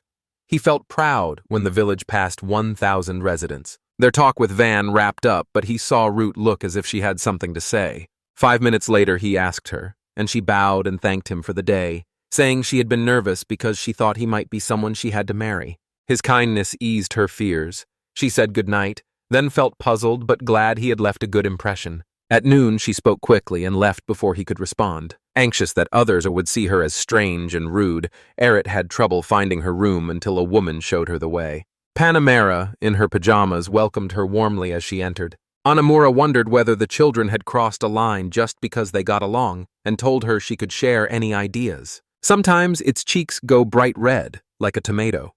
Panamera stopped joking and offered her a few more days to stay if she wanted. I decided to extend her visit. Panamera pointed out they could not host them indefinitely and suggested I pay some gold coins for their lodging. All Arude could focus on was planning to talk to him the next day, believing he would hear her out. For the first time in years, she fell asleep looking forward to morning. The next day, Van told the villagers that Asada would oversee construction of the fortress wall. Because it wasn't a new task, he expected it to go smoothly. Since the project was large, he urged the team to manage their time and stay safe. Both he and his crew appreciated the supplies. Spotting Ordo watching, he asked about his intentions. Orda said he was just curious and would not interfere. He remembered the villagers standing in formation like soldiers, ready to hunt mystical creatures again. Hunting was easy with the new swords. Van said they'd earn more if the animal materials were poor, but the good ones could go to Bell. Friday meant a barbecue, so he planned one for today and tomorrow using their meat supply. It excited the quiet villagers and put them in a festive mood. Panamera, also present, found his talk engaging. They were an army, yet it lifted their spirits and stressed that freedom was his gift to them. He saw a rut that said hello and then remarked. The nice weather prompted Van to note her newfound energy. He asked whether yesterday's trip had worn her out, then wondered if he would be able to get out of the car, and kept returning to whether yesterday's trip had worn her out. "Thank you very much." To himself, Arut felt nervous but tried to speak calmly. She wanted to understand Van's perspective and see his work up close. Later, they dealt with sewage problems while Panamera and Arot washed. Pipes ran deep beneath every structure and had to be cleaned and flushed regularly with moat water to prevent filth from building up and causing illness. Waste drained into underground chambers and flowed back to the river. A sudden crowd appeared and offered help. Aura was startled and puzzled by the above. They all said they lived nearby and Van fed them. Priola appeared and introduced herself as Van's wife. Anamera and Arud waited for his reply. He fell silent. They clarified it was a mix-up, telling her father they were not engaged. Upset, they called them a jerk and left while others stood nearby. They scolded Van, but he distracted them with news of tasty fruit and they dropped it. He said they needed help lifting slabs out of the water, and the Abolo took care of it right away. They promised to handle it every day. Panama was a maze van that could direct the Abalo. He said it came from various reasons, but they had settled there. Next was the ongoing Castle Wall project. Panamera was impressed by the area. He praised Asada for his speed, noted the surface was smooth, but the angles beyond it posed some challenges, and sketched a hexagonal outline on the ground. Around then, he instructed Asada to build the wall that way, and Asada agreed, quickly embracing the unusual directions. If the person marking the guides was unskilled, the project would fail. He had studied trigonometry, but his memory was fuzzy, so he decided to focus on the village center. Panamera asked how he drew the line. To ensure a precise layout, she offered to use a rope to measure and link multiple lines, and they began by measuring the length of one side. Van checked with Arit whether she felt safe without guards, and she nodded. While they oversaw the serving, they would also reinforce the castle wall. Arud asked what it meant, so he explained the ballista, a giant bow and arrow built to defend the village.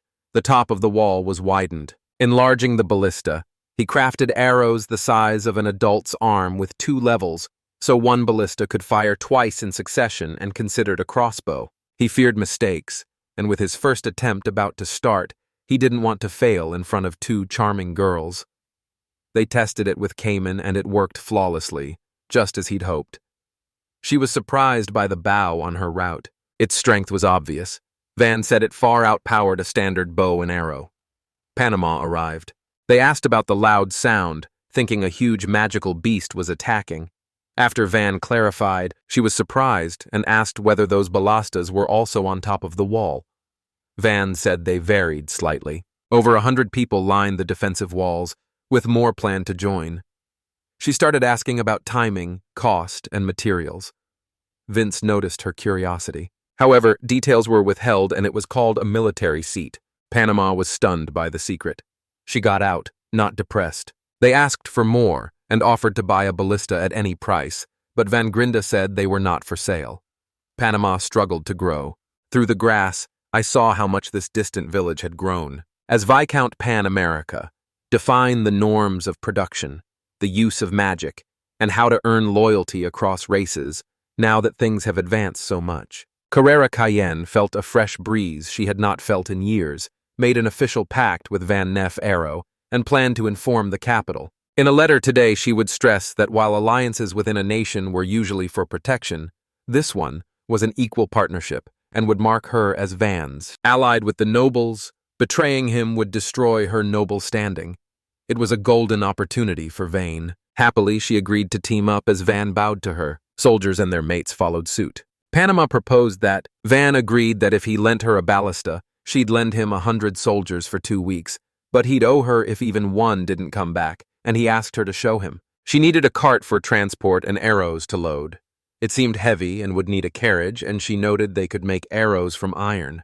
Cayman approached and made a suggestion. Lastly, she took 1 or 2 of Van's arrows while he showed a sword Van had forged for him, and Cayman watched. Approaching Panamera, she felt a special bond with her, and seeing this new side of Cayman was intriguing. Panamera admitted she felt facing armored, shielded foes made her uneasy. Those items were throwaways to her, just backups. She wished she could craft them herself. Despite being low quality or damaged, Cayman launched his first strike, but I never thought she would blow up. Nobody noticed when he locked it until she saw her sword split in 2, stunning and puzzling everyone. Everyone watched while Panamera asked if Cayman had said that. Van clarified the sword wasn't iron but uniquely crafted steel and said the bolts were steel. Steel arrows, a bit sharper than usual, could pierce 2 or 3 carapace dragons, and Panamera and her troops were stunned by his skill once more. She fell. Are compelled to buy those arrows at night while others are not. They chatted with Arut, asking her to look after Van if they married, saying the village would be thrilled to have someone as lovely as her, and Arut felt flustered and shy until Van stepped in. He asked them to leave the guests alone, stayed composed despite being embarrassed by their casual remarks about him, and Arut told him to skip any more drinks and invited Arut to join them.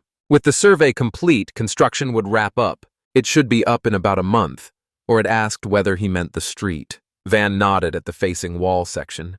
It amazed her that the whole project would be finished so soon. Usually even magically. Built an earthen wall, left the dirt pile for a while, then planned to finish it. Complete a set number of walls before the merchant Lantis arrives, or he will ask about this merchant. He was troubled, but Vanya smiled and said he wanted to shock him completely. Panamera's team was skilled and hardworking. After the main supplies arrived, Asada took time to lay the fortress foundation himself. Van put Ballista on top and finished the fortress by dinner. They pulled him away. 2 weeks later, the triangular fortress wall was complete.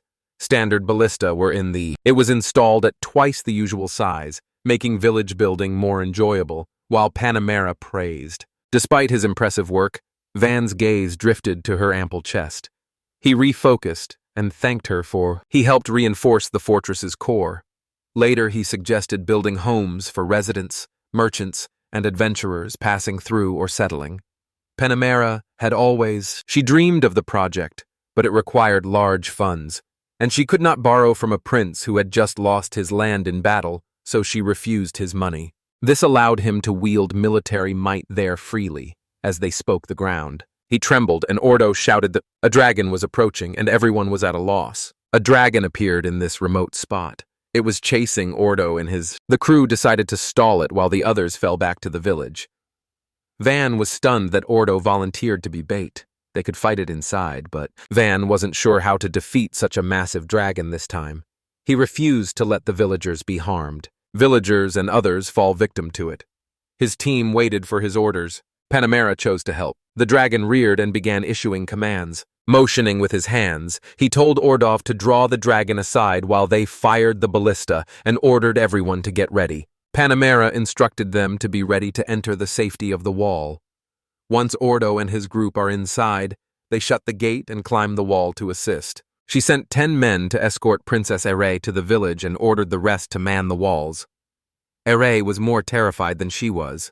More frozen than ever, she stood still, and Van recognized her fear. He approached her with reassurance and explained that while the forest was dry, Dragon was formidable, its ballast supported by Asata, a 4-element mage, and Panamera's aid strengthened them.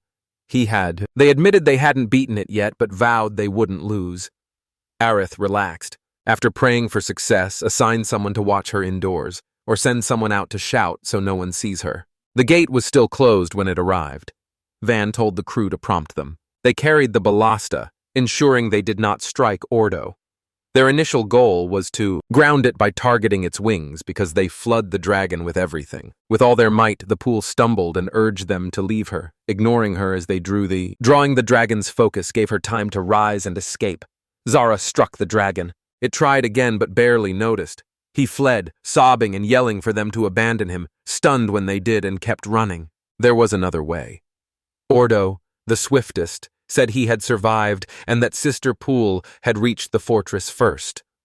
He would rejoin them, and Zara hesitated. Someone judged Kusala's past sacrifice, then ordered the ballista to fire when ready. Panamera says she could hurt her. That single-handedly decided to bring it down by hitting it in one eye. Strike remained true to her night-level promotion. Her movement revealed her power as a supreme 4-element mage, just as Van predicted, and she unleashed a flame javelin. Yet the dragon evaded the fierce. They then brought in ballista. Still, its keen eyes avoid me. Most bolts missed. Only 5 struck. They should have slowed his body, wings, and legs. Van could not imagine how exhausted they were, but the large ballistar reloaded slowly. He ordered a second volley prepared and fired as soon as it was ready. That shot missed entirely. Although the first strike had dealt a deadly blow, Ordope, Pool and Zara reached the gate, not yet able to fully face the dragon. Panama launched another, fire a javelin to stall it while they retreated to the village. Its force awed Van. He saw elite fire magic for the first time, devastating against anything but a dragon. She rushed to the village to organize a counterstrike, then urge everyone to. It dashed there too. The dragon was now perched on the fortress, its wings too damaged to. He felt like a fly reduced to running. Then he was sure he could handle it. He had bested an armored lizard before, though this beast outmatched the local monsters. They departed and were rewarded. He told him to head to the village while he bought some time, but the man declined, knowing he couldn't face that enemy by himself. So not pressing him further, he began checking the combat equipment, and then Assad appeared out of nowhere. A arrived and moved toward the dragon, ignoring the Van's shouts. Van finally announced they wouldn't leave unless Assad came along. She paused, but, not looking back, he said it could get complicated and asked Van to do it. He volunteered to distract the dragon once and they both pulled back. He told Van to take the lead, but Van refused to move. The dragon charged at them. Asada launched an attack to buy them time, then begged him to His sawdust age slowed him down. Van offered his prize, ready, using red wine to persuade him to run away, a sort of vow to test his heart. Artist, Kin stepped in, telling Van to lead the soldiers to protect the village while he stayed with Asada before returning to the village. Even at top speed, moving fast felt nearly impossible, and Ordo and his crew were exhausted, leaving him unsure of his next move. Panamera contacted, he told him everything was set on her end. Van directed the soldiers to gear up for another strike. When Panamera asked about her role, Van was surprised by what she saw. He kept to his guidance, stayed focused, and told her to use her magic to pin the dragon if it neared the fort as before, then strike it with the ballista. Panama agreed despite never having used her magic, freezing an enemy like that mattered little when they faced a real dragon, as the dragon emerged from before the ruins, then alerted everyone on Earth. Panamera was not yet ready to cast her spell. He needed just a bit more time to save Ferdasada and the others, and Dee stepped up to provide it. His soldiers confirmed it to me. Van said they'd handle it. Though hesitant, they reassured him their gear, crafted by Van, would hold up. Dee and his group began. Their assault on the dragon began with these initial strikes. It even severed one of its toes while watching everyone force themselves to sleep. Facing the beast, Asada joined in with an attack of his own. Campson and Asada fought. Heading for the village, he called off the full retreat. Van was amazed he could move there. They act like that despite being hurt, especially Dee, the oldest. He did this to outrun them all as the soldiers closed in. Signal Panamera, ready for any command, unleashed her fires. Bialist fires rounds. CES Daros flew in toward the village from its west side. The dragon. Many missed, but one remained. He gave it a solid blow. Van commanded them to use every last shot. The dragon weakened, though. It shielded its head, but the arrows pierced its body and inflicted deadly wounds. Then it told the ballistas to red. Give more shots, wait, then ask D to inspect. Retreat from the dragon cautiously. When he tapped its head with his sword, the dragon snarled at the sword, then stopped evading and finished. They made a single cut, then exhaled in relief. He announced that they had won. They took one last shot to celebrate. Cheers erupted as they did. Offer praise to the Triumph Till and Arut Reshta. Someone came over, concerned, and asked if Van was okay, and he replied he'd just done so. They ran with SBD and his two warriors who had held off the dragon's onslaught, then went indoors and Van paused to catch his breath. Panamera arrived and praised his quick orders, then congratulated him on his first dragon kill. Van could not fathom how I would have gone without her, Asada, and Dee. Panamera admired his candor and noted that, and if that forest.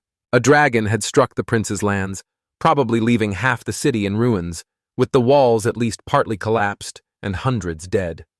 Van was stunned. Panama said that if the royal mansion were in the city, it would have top-notch defenses, that Dee and Asada would go down in history as heroes, and the group felt a strong sense of pride, though Panama pointed out, noticing the ballast was weak, he saw that shots only chipped the dragon's scales and realized he needed, to boost their strength, Panama suggested starting the Dragon's Conquest tribute first. She said Dee had earned after winning the Dragon Slayer title, Van, the village leader, had secured the Warlord title, and Asada would be invited to join too, beaming with joy. In the next part, they will be named Dragon Slayer. Van told the crowd that had triumphed over the forest dragon, and said those who fought felt honored. The awards would come from Pan, Mara Carla Cayenne, current head of the Cayenne noble family.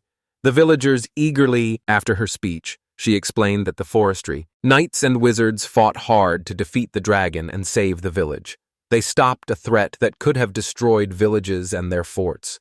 Their efforts were worth it. No one in the village died. A major success that earned them praise. She began with D, Deputy Chief Knight of the fellow noble family.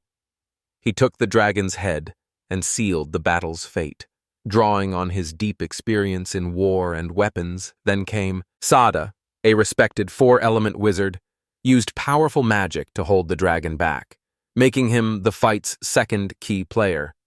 Name. Philo, the fourth son of the fellow noble family, appeared and the crowd erupted. At just 8 years old, as the crowd chanted for him, his cleverness, tactics, and wisdom brought unseen magic to the fight. He quickly built and reinforced the village's defenses, becoming the battle's cornerstone with his careful planning. As the village ruler, he led them to victory, watching the crowd. When they shouted his name, Van blushed and waved shyly. The ceremony piled up, but it was a festival. Right after, Panamera tested a Van-crafted sword and was amazed by its sharpness. She struggled to believe it. Leave it. Little Van made it all. Van shrugged and said it was just a basic sword made from common materials. She was floored. He had forged hundreds of them on his own.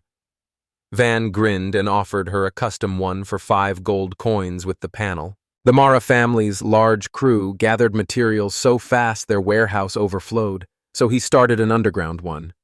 It was half finished when street merchants rolled in with an armored lizard caravan and Lingo arrived. He stood stunned by the village's new look and was quizzed by. Bell said there was a bigger issue to tackle, and Van greeted them warmly. Lango shares. He'd roped in the trading firm's head, who brought 5 large caravans and 3 medium ones, and Forest Quartz and he led the mercenaries, backed by 20 people and 5 slaves, to show them the new warehouse and see how much of a hassle it was. 10 bodies lay on the ground. The merchants panicked, then decided they were overreacting, since it was a massive forest dragon after all. And Bell explained the creature. The dragon's scales, claws, fangs, eyeballs, and magic stones were top-notch. If auctioned in the capital, they'd fetch at least 100 platinum coins, and he thought they might even hit 150 platinum coins. He had not expected the dragon to be worth tens of billions of yen. He asked about details about what will happen after post-auction and Belle Claire. It was confirmed that it would happen in the capital, where expensive goods always appeared, drawing the Merchants Guild into the mechs with those units. The neat goods would fetch at least 150 platinum coins, but he factored in transport and sales costs and wondered if Bell and Lango could still make a solid profit. Bell felt bad. Realizing this might overwhelm an 8-year-old, a foolish noble might blame others for not seizing the upper hand, but Van carefully considered their side and said they'd take 3 to 5 platinum coins as their cut and still come out ahead, which made it worthwhile for them, and Van was to start. Working at the trading firm was tough. Bell was caught off. The guard was held back by the question and just stood there. Other merchants. He jumped in and promised him things. That is one claim. As the kingdom's top merchant group, they wanted to open a branch in the village, but Van doubted the village was big enough, and the man said merchants also buy and bring top goods at the best prices, so Van asked the driver. They quoted 80 platinum coins.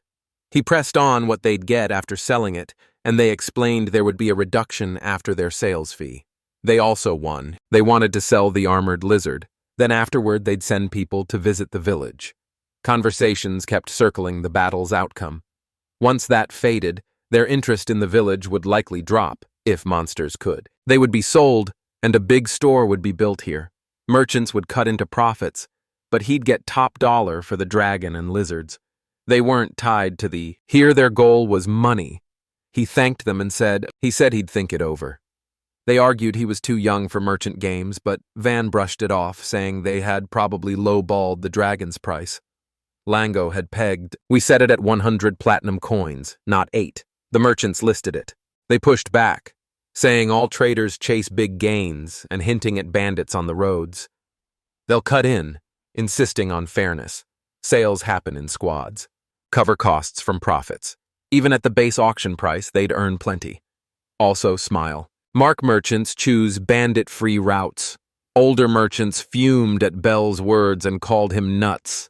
They griked the bitoko. Few traders visited the village each year, and 80 platon was a fair price. Every member would pocket at least 1 coin. Someone offered a large sum to silence him, but Van could still hear. I was here and didn't expect Bell to turn it down, but Bell refused. He dropped his shady tricks and vowed to deal straight, believing honesty would pay off big. Jumping in, they cursed Bell and warned that the head merchant's anger would ruin them. They stormed off. He hadn't heard anything. His noble background left him with only good impressions of the merry merchants. Even if the customer was a young child who was unlikely to return, keeping good communication remained key to preserving ties with existing customers. Van asked if they were concerned about, "I lost 1 platinum coin and they said it wasn't a problem." Their identities were known, but their merchant group was still a mystery. Rango felt they did not deserve to be killed. Known as the real merchants, they did not want to judge. Large merchant groups like the one in question prefer to trade independently by hiring protection. Bell could ship the goods to the capital, but they had to register them with the guild before the auction, and he said entering the auction required 3 things: borrowing a large sum to pay the guild fee, owning a proper shop, and securing noble support. The first 2 were easy, but supporting the nobles was complicated. Noble company rules give nobles full legal power. The founders of the trading firm get rewards from a noble, while the nobles sit back and reap the profits. And asked about the cost to sell the drink, dragon, or the profit percentage they wanted on each sale. Everyone was pleased with his decision to join them and agreed a sales fee was needed, which could change based on market rates. When Van asked which noble the main merchant group was tied to, both brothers paused briefly, then it was finally revealed that they had been working with the country's ruler, the Berliner nobility. After the firm was established, nobles recommended it when hiring other nobles.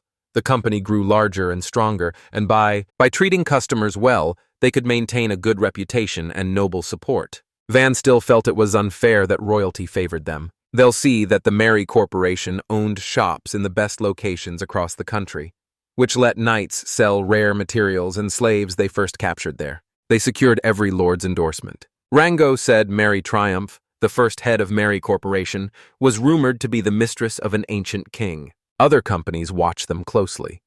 If someone is caught in a scandal, it could cost them everyone's support.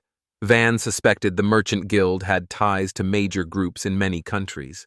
With their headquarters in another country, they assumed they'd be fine as long as they followed all the rules. Belle approved, saying they could set up their shop thanks to her support. Belle almost offered her home, but Van cut in and said they couldn't rely on his family's connections because his father had disowned him and his brother had no noble status. Panamera was the only noble he knew who might help, his lone ally, and he promised to try speaking with her. It thrilled the merchant brothers so much, they didn't even hear him clarify that he was only going to ask. Panamera also came to mind, since this could spell trouble for her. Van asked Panamera for help and she agreed immediately. As a new noble, she had little to lose by backing 2 small businesses, and they might even unsettle the royals if they put enough pressure. Van hadn't realized the royals had their own problems. He wondered whether his time behind the counter had shaped his thinking. Panamera said she had no land or knight order, so if she wanted to rise, she would have to make a bold move to get the counter's attention. The request suited her well because 100 private soldiers had taken down a dragon, which offered a dramatic way to enter the palace, and no one in the far-off villages would expect they were ready to defeat a dragon. Van perked up when he realized that if Panama took all the credit, his family wouldn't notice him, and that was exactly what he wanted. She warned that a dragon kill with few casualties would draw attention, and any nosy guesses or leaks would alert higher nobles.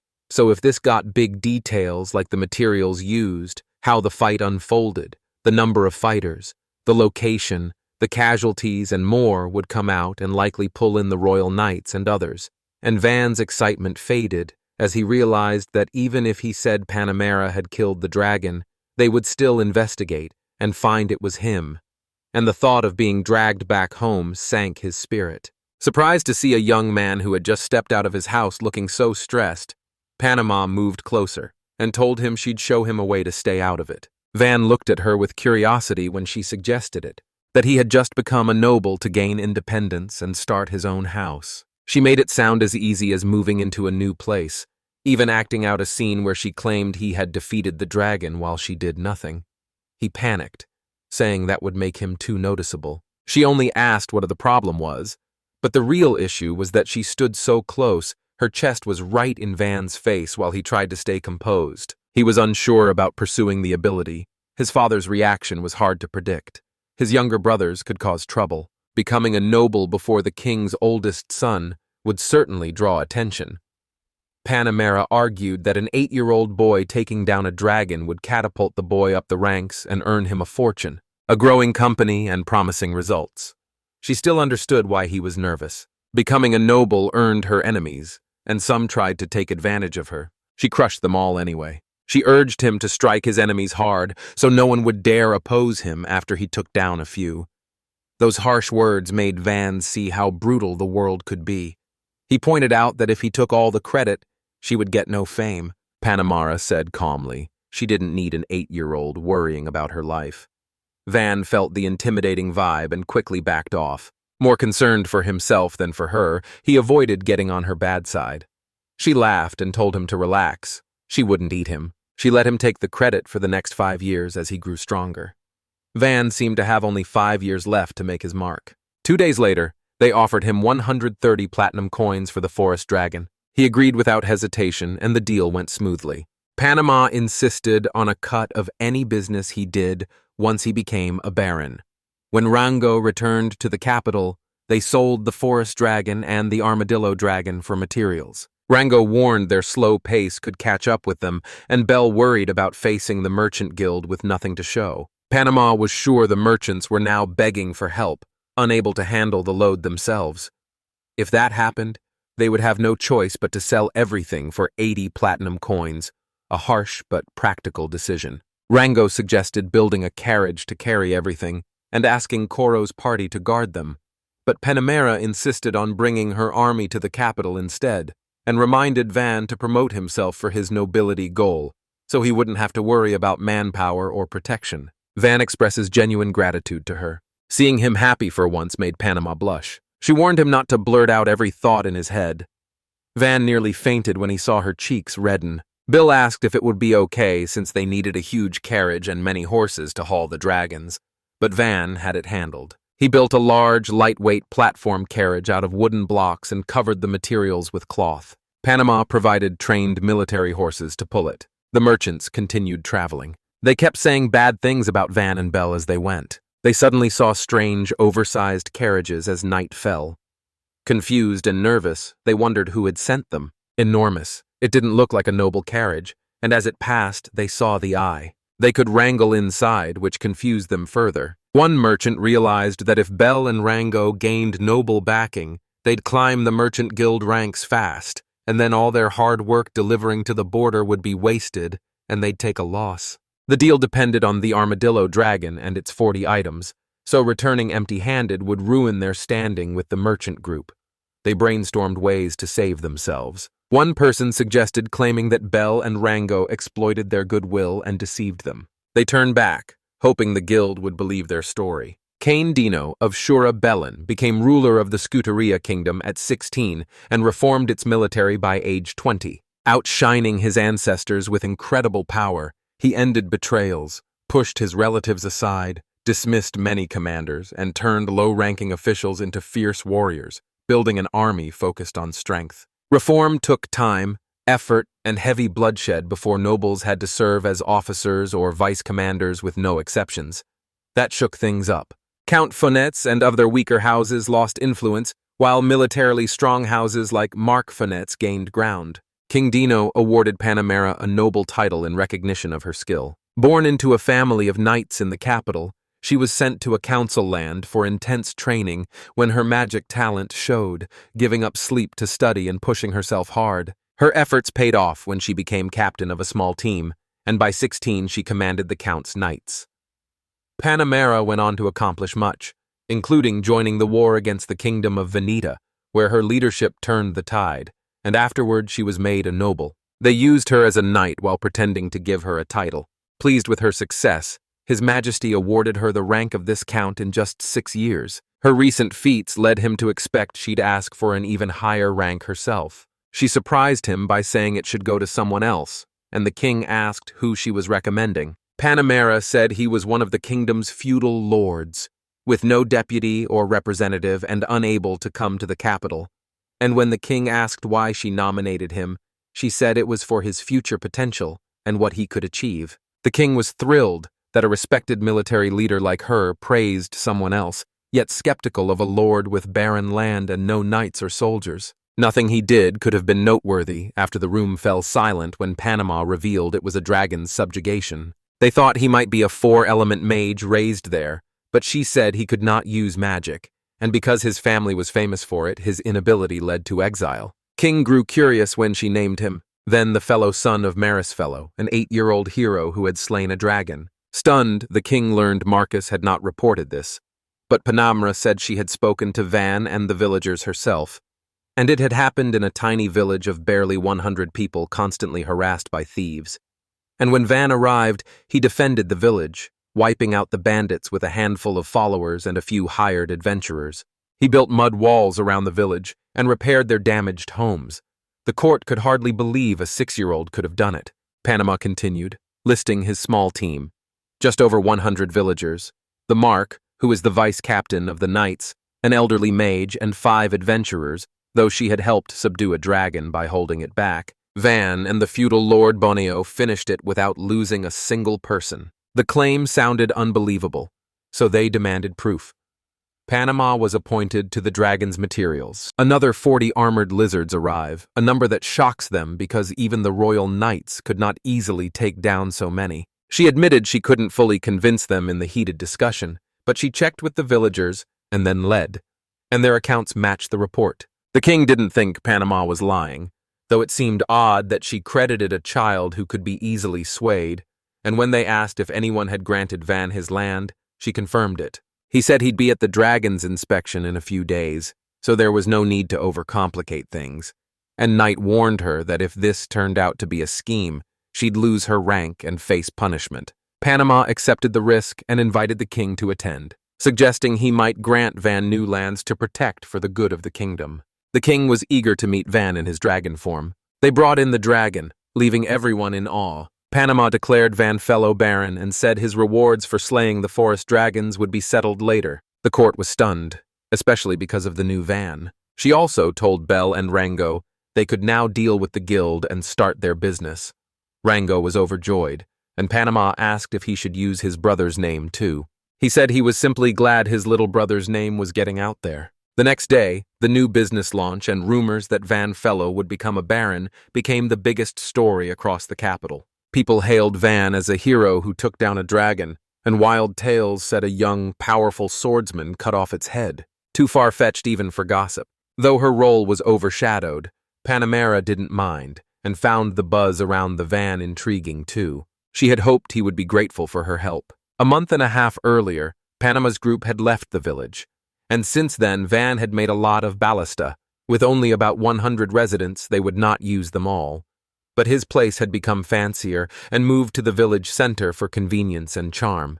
They had built 2 towers as well. Ken loved the Oringo Tower for its street views, while Till favored the Voodoo Tower for its lake views. Dee spotted Van and asked if he was heading up Oringo Tower, but since Van picked that one, Dee chose Voodoo instead. The climb up the tower took 10 minutes and left them exhausted. Cayman handled it fine. However, Till and Van rebeat. When they reached the top, the stunning view made the climb worth it. Van wondered if the tower was overkill for a village of just 100, until someone pointed out that with their buildings and gear it no longer felt like a village, and they should call it a city. Even though he'd destroyed Van's village before, the name kept circulating, and he figured Till would jokingly call it Vantown next. Till didn't flinch at Van's teasing and insisted it was a solid name. Van felt she was teasing him now. Common called Van over to look at something. Van couldn't see it, but Kin's sharp eyes noticed it better than the villagers. And he said the group didn't look like soldiers or adventurers, with many children, elderly people, and even a slave trader. Surprised, Van chose to eat first because it would take them an hour to arrive. Till brought Van's favorite egg rolls and a sandwich made with high-quality bread from Bell. Has the 8 Alti arrived? Panamera had returned to the capital, while Alti stayed behind for now. Van asked what was happening, almost dropping formality because he felt like an adult talking to a child. And though she was adorable, he felt no romantic interest, only an urge to pat her head when she acted like that. He was so enchanted by her that he barely noticed Alti asking him to just call her Alti because the full title was hard for him. Van agreed and asked why she had come. She said a crowd was heading their way and worried about what to do. They had nothing inside the city walls. If they took them to his office, Van noticed her speech become more casual as she warmed to him, though she still got annoyed sometimes. Van suggested they first talk at the house to confirm the newcomers were friendly, until someone mentioned that Oro's party had gone into the forest that morning. Van Tolland will fetch Dee and Asada, and Common has left to get them. Van thought about training between his building projects, spurred by Ken's hard work. Can endure this brutal training on their own. Although he didn't realize it, his sword skills had surpassed Van's. Ab and Lou trained his rivals too, and Van wondered if he lacked something beyond stamina. When Alti prize Common skills apply, he realized that, like back home, the cool kids here were the fast athletes. Asada told Van the group was from another village and offered to bring their leader to his room. A sweaty man walked up and asked if this was Seat Village. Expecting a simple place, they were stunned to find a grand city instead. They then turned to Asada and asked if he knew anything about it, and he explained that a man named Siat once lived here and left such an impression that the village became known as the Village of Seat. Stunned, Van felt betrayed because he'd been told the village had no name. Admitting he had kept quiet, hoping Van would call it Van's Village, Asada said he wondered what was up with the man, and then confirmed it was indeed the Village of Seat. Still reeling from how much had changed, Van asked what the man wanted, finding it almost unbelievable, then lost patience and shouted that he needed to know why the man was there. The man said they were from a nearby village where the young people had dwindled while taxes stayed the same. So they could not go on and had come to ask to join the Village of Sea. Migration sounded hard, and Van wondered why they were losing young people, asking if they had left to earn money but then stayed here instead. The man said the younger ones had not left by choice. They were drafted as soldiers. They left the village with too few people to pay taxes, and the Count didn't care about a border village like theirs. Van pointed out their villages seemed far apart. The man said it took an adult 2 weeks to travel here, and they chose this village over the city because they feared the Count's punishment if he caught them. They figured the VI Count's village was safer. Had the Count been cautious, he would not have taken them in. It might look like Van was stealing the Count's people and start trouble. Still, these people risked their lives to get here, and Van wanted to avoid a clash with the Count and his family, but could not ignore people in need. Van asked whether they all planned to live here and assured them he would not tax them for now. They have food and shelter and can work together for the village. 13 came today, bringing the total to 300. He warned that each family would get only one house, so they should not expect too much. Van was irritated when the man who asked him insisted he could care for them so well, even offering a grandchild. It infuriated him that people here tossed kids around like holiday presents. Though he knew feudal lords often offered daughters, it still disgusted him. Van offered to lend them carriages and asked if 2 horses would do. The man declined, saying they could use the cows they had back home instead. His interest piqued when he heard about the cows.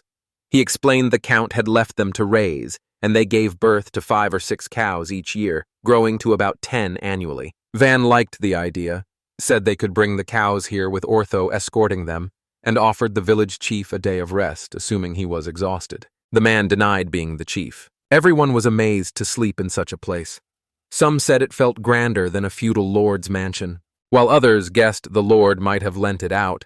Van knew his furniture was far superior and cut in to announce a welcome feast and a trip to the big bath. He told Cayman to tell the villagers and guide the cook. I'll ask what he planned for them.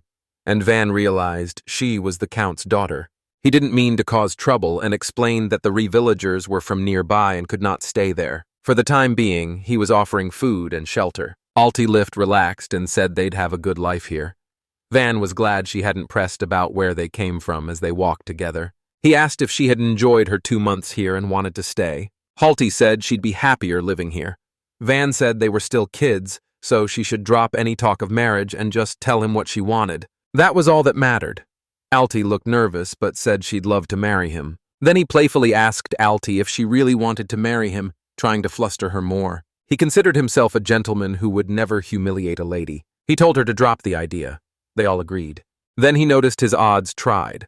Van brushed it off as a happy walk, saying boys feel on top of the world when they get popular. At that moment, Oro's team staggered into the village wounded. Ortha said they had found a dungeon entrance and Van froze. This was the one he'd been trying to avoid. It was filled with yellow birds, strange merchants, or small monsters. Asada leaned on Van and warned that since they had discovered it, they had to report it to the capital immediately.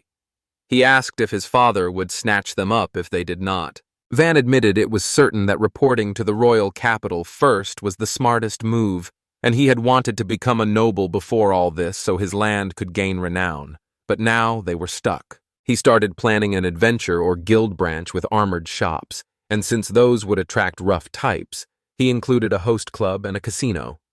Ortho apologized profusely. Van said it was unavoidable now that it had been found and wanted someone to ride to the capital with the news, so he chose Hura for the job. Heuristic was nervous about going solo, but Van pointed out he had already found the dungeon anyway through his curiosity. He had no complaints.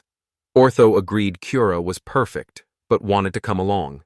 Van insisted he stay to guard the incoming villagers and offered a big gold coin as a reward instead. When gold was mentioned, the group abandoned Kira and wished him luck. Van, seeing Kira's glum face, handed him a mithril dagger. Seeing it, the others immediately became eager to go alone. Ortho and the crew left to escort the new villagers, while Kure went ahead to the royal capital. Kura had finished his trip and watched the sunset while holding his new daggers. He was glad the van had given it to him. It was easy to handle. After camping overnight, he set out the next day, and the journey flew by as he stayed fixated on the blade, just a few kilometers from the capital.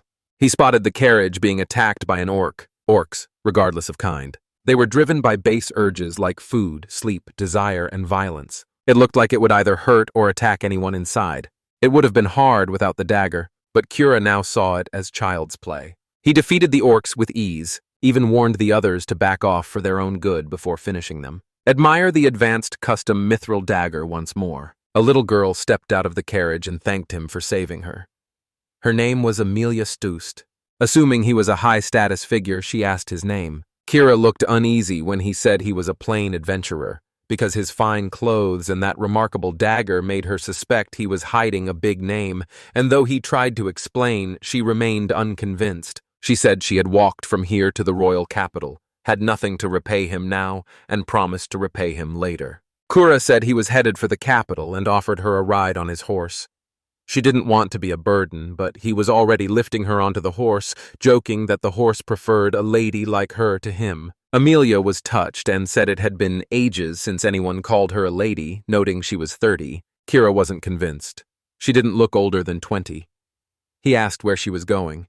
Amelia said her escort had abandoned her along the way, and Kira asked why she was heading to the capital. She said her father, the 6th Count, had died in battle. Their house had been seized, and their family name had lost its standing.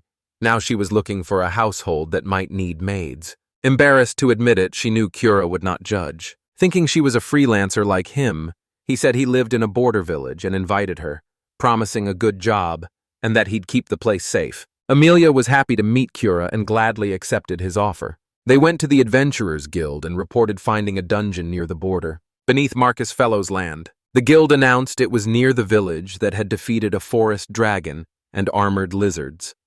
The feudal Lord Van Fellow was a newly appointed baron, and the guild plans to set up a branch there, paying a 20% markup for materials. Anyone who made a useful map of the dungeon would receive a reward. Cheered, the adventurer pesters Kura with questions about Van and the dungeon. Kura took Amelia by the arm and said they were leaving. Then they wandered the capital until it was time to go while the adventurers followed them despite orders not to. Cure brought Amelia's food to her room. She felt guilty for relying only on him, but he shrugged it off and asked if she was sure about joining him. Amelia said it had been ages since she'd smiled so genuinely, and it was all thanks to him. Cura beamed and praised Van as a bright kid with great potential, and Amelia grew excited to meet him and see the village he described. Ortho and his team are leading the nearby villagers to Van's village. Ortho figured Cura went straight to the capital. Periel warned them to stay alert after the forest dragon incident. They'd been too chatty last time. Ortho tried to protest, but Puril cut him off. They were shocked by how many villagers there were, and even more shocked that everyone wanted to leave. Ortho had seen people die who had never been beyond their village, yet they endured starvation. Pruning was not simple. He noticed a woman staggering who refused the carriage. She showed more grit than the riders. He asked if she was all right. She admitted she opposed the move. I expected a worse village. He assured her this border village was paradise, better than any city. At first she didn't fully understand it, but when they arrived, he pointed out the walls. They were all floored. The villagers expressed regret through a festival and warm smiles, including the Vans. Believing they were exhausted, he offered a barbecue so they could relax and bond in their assigned homes. Spell, the village chief, thanked Van for sheltering them. Van introduced himself and credited Ortho with satisfying them all. Ortho said it was just adventure or work, and that was the end unless the meat came from another monster. Van said 10 huge evil boars had emerged late yesterday. He panicked when he saw them coming. Orthan warned the boars would use magic to paralyze anyone who got close. Their ballast had taken them out in one shot.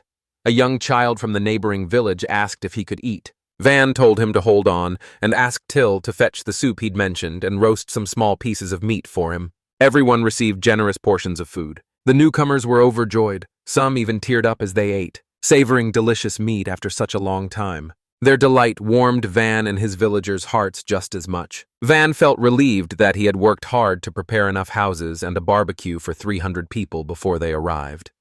With help from his crew, especially Pill, he had handled most of the work. Now he only had to design an outskirt town for adventurers.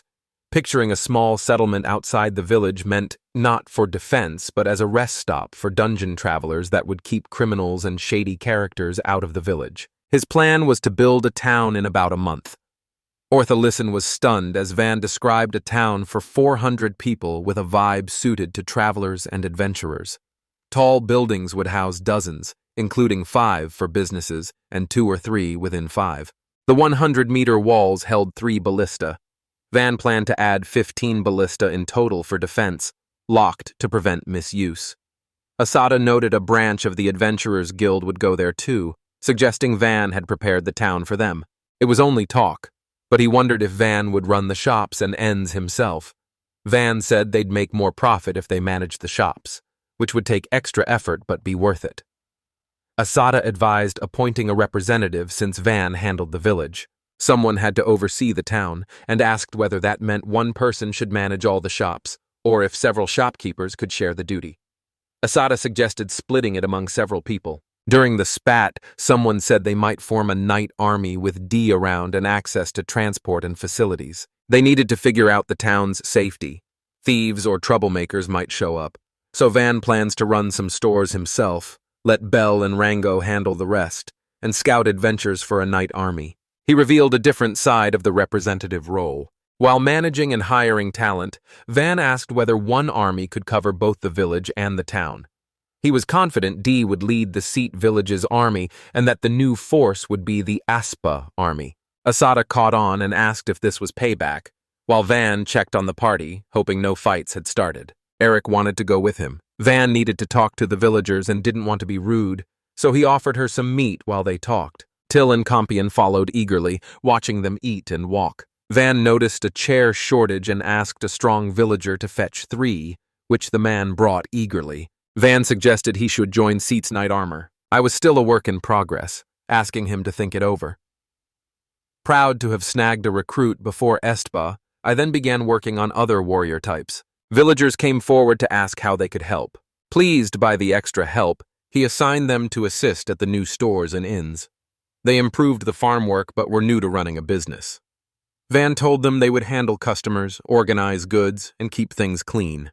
There were plenty of jobs for them to try and find what suited them. He vowed to ensure fair pay for everyone. An old man said the village was in top shape and thought he was in the wrong place until a van arrived. They had never pictured a life of lasting smiles and joy. Van said this was only the beginning.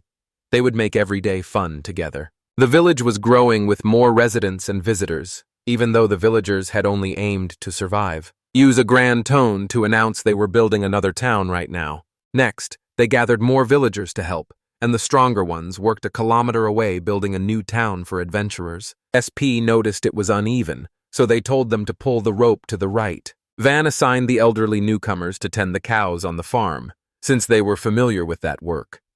The Agalis took care of giving the cows water and grass. The new kids were excited to move into their homes and explore the village's massive walls with Seat's children. And Van was glad the population was growing. Asked if he needed more logs, Van requested 100 more by day's end, and noticed D was already forming a night squad. Even though they had already signed up with SB, Van realized he'd lagged behind, but luckily some hadn't committed yet. So he picked up a few and planned to make Deed the captain with Ab and Lou as vice-captains for a 20-man squad. It was small, but he told himself to relax and give Asada a breather. Ken rushed in and reported a horse and a medium-sized carriage in the distance. It was Kusara, followed by several others, and Van thanked him, teasing that he shouldn't see that far. Till and Alti didn't notice it until they moved closer, and then they saw a woman standing beside Kusara. Though he thought he had rescued her and won her heart, Alti was awestruck, and even the kin praised Kusara's agility, enemy detection, trap disarming, unique sword skills, and his stone-throwing, knife-throwing, and archery. They were talking about Kusara when he walked up and joked that they should stop trash-talking him so loudly. Van acted innocent, welcomed him, and asked about the woman. Kusara said he had met her somewhere and, since she had nowhere to go, had brought her along, then noted the rising villager count and asked if that was okay. And when Van said there would be 300 new residents, Kusara was floored. Till introduced herself to Van Tephilia, who shared her name.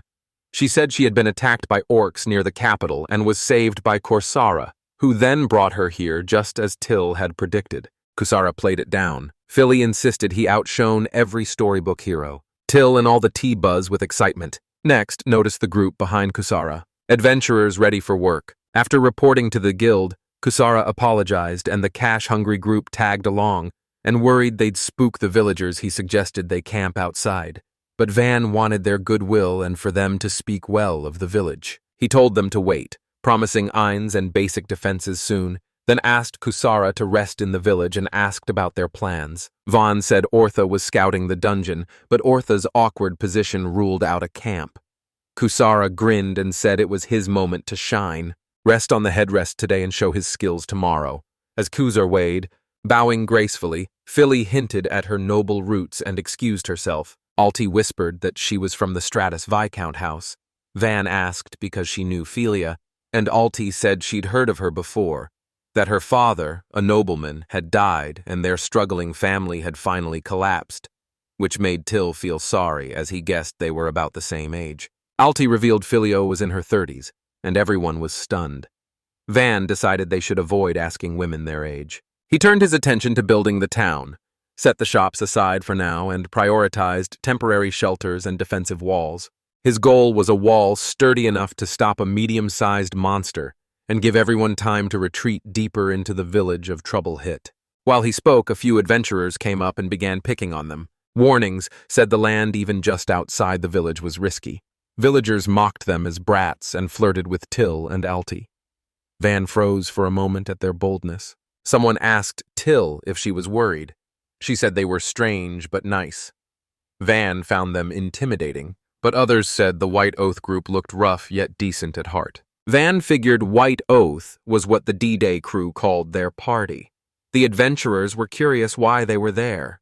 Van assured them they'd head back to the village at the first sign of danger, so it would be fine. It learned from the guild that a young, wealthy VI account was leading a large group. Van wondered who this young, capable noble was, since he had never heard of them.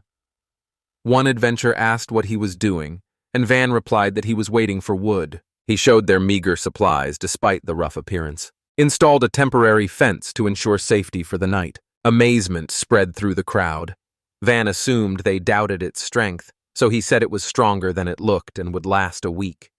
They corrected him and said it was incredible magic. Using 30 logs and calling out Van's name, the adventurers realized this kid was Van Fellow. Daggett Furious drew his sword and challenged the Loud One to a duel. Even Van felt scared. The adventurers egged Demon, but sliced their swords in half, in a single swing. As the strongest dragon-slaying knight, his reputation spread quickly. Nervous newcomers greeted him, and he warned them not to cause trouble. Van wasn't sure how to feel, but hoped it would keep things safe. Van drew people both as a kid and as a leader, and they crowded around him asking why he was at the border. He said his family had exiled him. Ortho arrived in the middle of the conversation, surprised by the crowd. Van asked when he'd returned. Ortho said they'd stayed too long in the dungeon but had finally come back. Wondering how many adventurers were nearby and whether Kusara had returned, he listened as Van mentioned the stunning woman he had brought, which shocked the team. Kusara and Philia arrived. Kusara came to check on them because they were late. He said guild staff would arrive for inspections within a day, so they'd scout tomorrow. Philia called to him, and he explained why she was there, introducing her to his adventurer friends. Kusara wanted to help, but seeing them turn back, she headed to the end instead. Ortho and the others were stunned, asking if they were dreaming. Van recounted how Kusara saved her from orcs and regarded him as a hero. It was true, so she welcomed them and even considered a small nearby house for them. Their jealous reactions made him hesitate. They regretted missing and envy Kusara. After they settled, they asked about the dungeon. Periel said the monster stayed inside and that the cliffside entrance was treacherous even for a forest. A deep passage had a narrow opening just wide enough for two. They checked it out. Stairs led down to a first floor lined with pillars, enclosed by walls and a ceiling, and lit by glowing crystals. It was clearly a dungeon. Van asked Puril if the dungeon was far, and she said it was an hour by carriage, and then 2 to 3 hours through the forest, which surprised him. But he noted dungeons were often like that and figured the border's tough monsters might cluster away from safer areas. He thought no one would start a village in such a risky spot, though he still saw potential for one nearby someday. Period warned that the area around the dungeon was full of huge monsters, and its terrain was treacherous, allowing only small camps and making a full base impossible. Van was puzzled by her tone. It sounded oddly confident when she said he could build a perfect base there. Van said the force was too wild for his ballista. Puril vowed to protect him, claiming her team's dungeon experience made it safe and pushed suspiciously hard. But Van, trying to be cautious, wasn't convinced. Jokingly, he said he'd go only if they carried him to the entrance, provided afternoon naps and desserts, and let him bring Till, Kin, and Alti as servants, since Diana Sada would be busy with the town, and he'd need plenty of guards, too. He expected the period to balk, but she smiled and said she would prepare by tomorrow. She left Van stunned and told Ortho they were taking Van and to get ready. Even the servants listening in were stunned. 3.5 hours after leaving the village, he found himself trapped in a dungeon and forced to set up a base, something he had never imagined. Taking in the view, he listened as Alti praised the fresh air. Still, the bumpy ride was hard to ignore. They set their sights on the dungeon and planned to rally 50 adventurers. They rode a lightweight shrine platform Van had made, but the jolting felt like it could throw them off at any moment. Beyond the forest lay caverns, cliffs, and scattered corpses that had become part of the scenery. Van muttered he hadn't expected this, and Common reminded him he had agreed to it. Van struggled with motion sickness. The girls treated it like a fun road trip. They were awed by the distant mountains towering above the clouds, and a flying monster left them gaping. Van saw it only as a threat and grabbed his crossbow in case it swooped. When he heard his name, he peeked out and Van instantly yelled for everyone to stop. 2 wooden planks made a bridge and he was horrified. They asked, confused, why he had stopped them so close to the dungeon. Van shouted to move it to a wider spot, shocked by the adventurer's reckless behavior. Even steeplejacks would shiver here. Adventure rarely takes priority over safety, he realized. Order them to fix this death trap where a single wrong step could be fatal, mentioning the danger and risk management. The adventurers exchanged puzzled looks, unsure if they had that idea. Then he dropped to one knee. They paused to rethink their approach as they struggled to grasp the issue, And when they spotted Kusara hopping around, they asked what he was doing. If he kicked the log hard, the planks could roll or snap, and he warned that even someone as gil as Kusara could plummet. Van told them to reinforce the bridge or find a safer route, and asked what to do with the log. So when one suggested lining up more logs, Van made them kneel again, and scolded them for their lack of sense. He insisted the correct solution was a sturdy bridge, and insisted they make sure it was safe before crossing. They complained about time, but when Van threatened to abandon the base if they kept whining, they sprang into action as he studied the dungeon entrance, boxed in by cliffs and hills with little space, a poor place for a base. Till asked what was bothering him. Before he could reply, a man interrupted to ask for input on key facilities. Van asked, and the man suggested a hostess club, and the suggestion was shot down instantly. Van made the meal again. There was no need to explain it at casino. It was a hard sell. He started by building a dungeon door and a water system fed from the river. The base sat beside the entrance on a gentle slope that linked them smoothly. Alti asked if he was sure about the design, and he assured her he was. After 4 non-stop powers, the base was completed. After Van gave the go-ahead, everyone piled in. The ground floor had a rest area and storage. The first floor had a canteen and 3 sleeping rooms, and the 3rd and 4th floors had 6 more. Built for balance, it was sturdy. The terrace was theirs to use as they liked. The adventurers were amazed by the setup.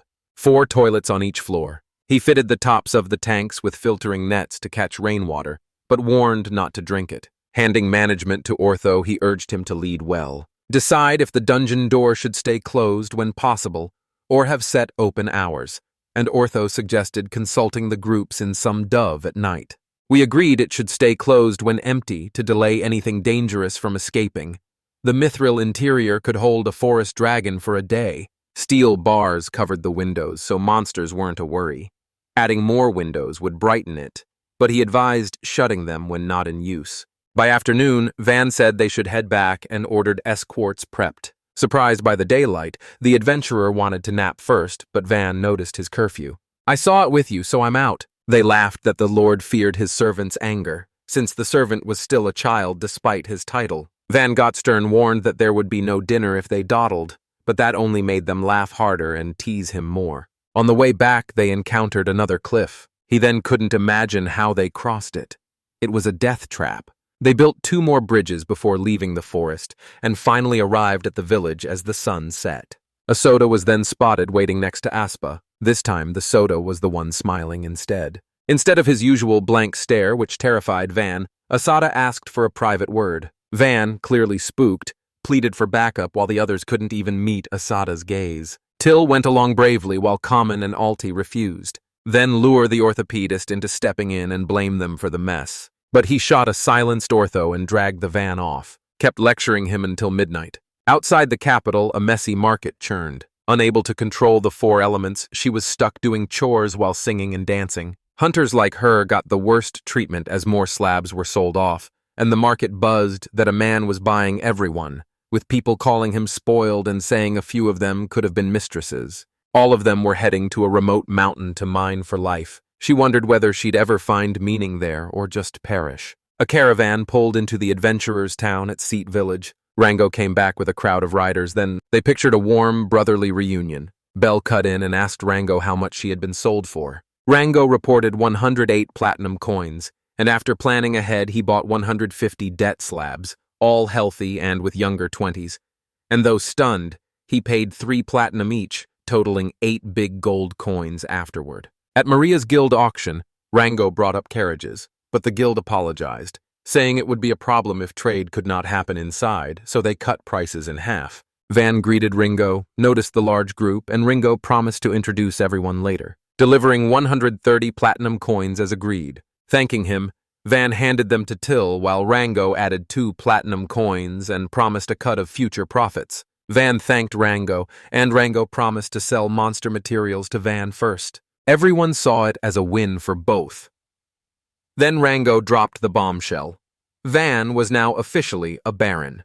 It left him stunned, and his father could no longer reclaim the land or take away his lordship. Ken wanted to know whether Panama would come herself, but Rango replied that the VI count would hurry over after reporting to the count. Preferring Van's side to the Count's faction because the land was more exciting to develop, she surprised Van by wanting to settle here, and he liked her, but not as his superior, which made things awkward. Next at the village square, interviewers met newcomers who showcased standout talents. A former VI Count's daughter, an ex-knight, a knight's daughter, a wind attribute user, an earth attribute user, a former B-rank adventurer, a fallen company director's daughter, and an ex-knight from an enemy nation. Two of them excelled at wind and earth, and when asked about their magic, the blonde girl said she could craft mud walls while all the others could one-shot wolves and works. A blonde from a merchant family said she had managed sales accounting since childhood and ran a shop.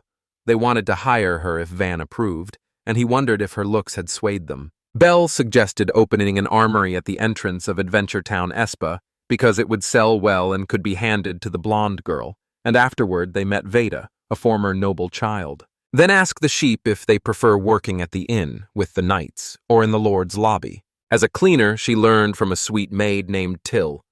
Veda chose cleaning, and Van found her adorable. She reminded him of Harem, a maid from his old home. He thought about making her his secretary, but decided that was enough. Without warning, Veda sends something out. It had slipped away with hardly any food, so this kindness felt strange. Van offered to cover every night for the town, and she was stunned. It was unheard of for Slavs to become knights. Van said the region was full of monsters and dangerous, but he believed they could protect the villagers if they did their jobs properly. Veda had never heard of Slavs becoming knights, and now she understood why the others were so excited.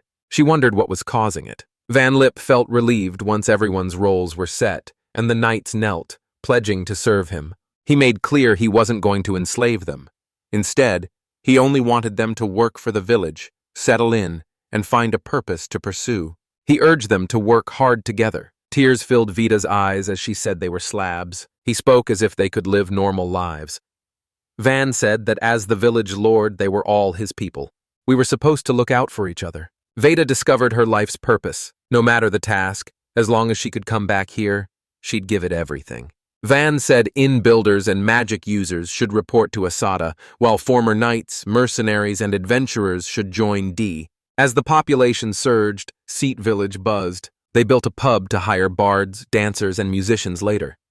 He asked Saudi agricultural workers to tend the fields and have kids under 10 help with the laundry and go to school. The Belgian Association taught newbies business, dividing the carriages into 3 teams to grow their reach, and Rango Stain sent them all to the royal capital. For about 50 newcomers, Van plans to train them as scouts, assigning them first to the night squad and teaching them to wield the powerful automatic crossbow as archers. Veda, a former hunter called Bora, said she used a bow, though many others did not, and questioned her choice. Van said he chose the first for experience, then the one with sharp eyes, and finally the small builds unsuited to swords and armor. That was a warning that bows weren't simple. Some frail kids might struggle without enough arm strength. Intrigued by her insight, Van agreed chose the weakest-looking 11-year-old Bull to test the heat made by a light bow.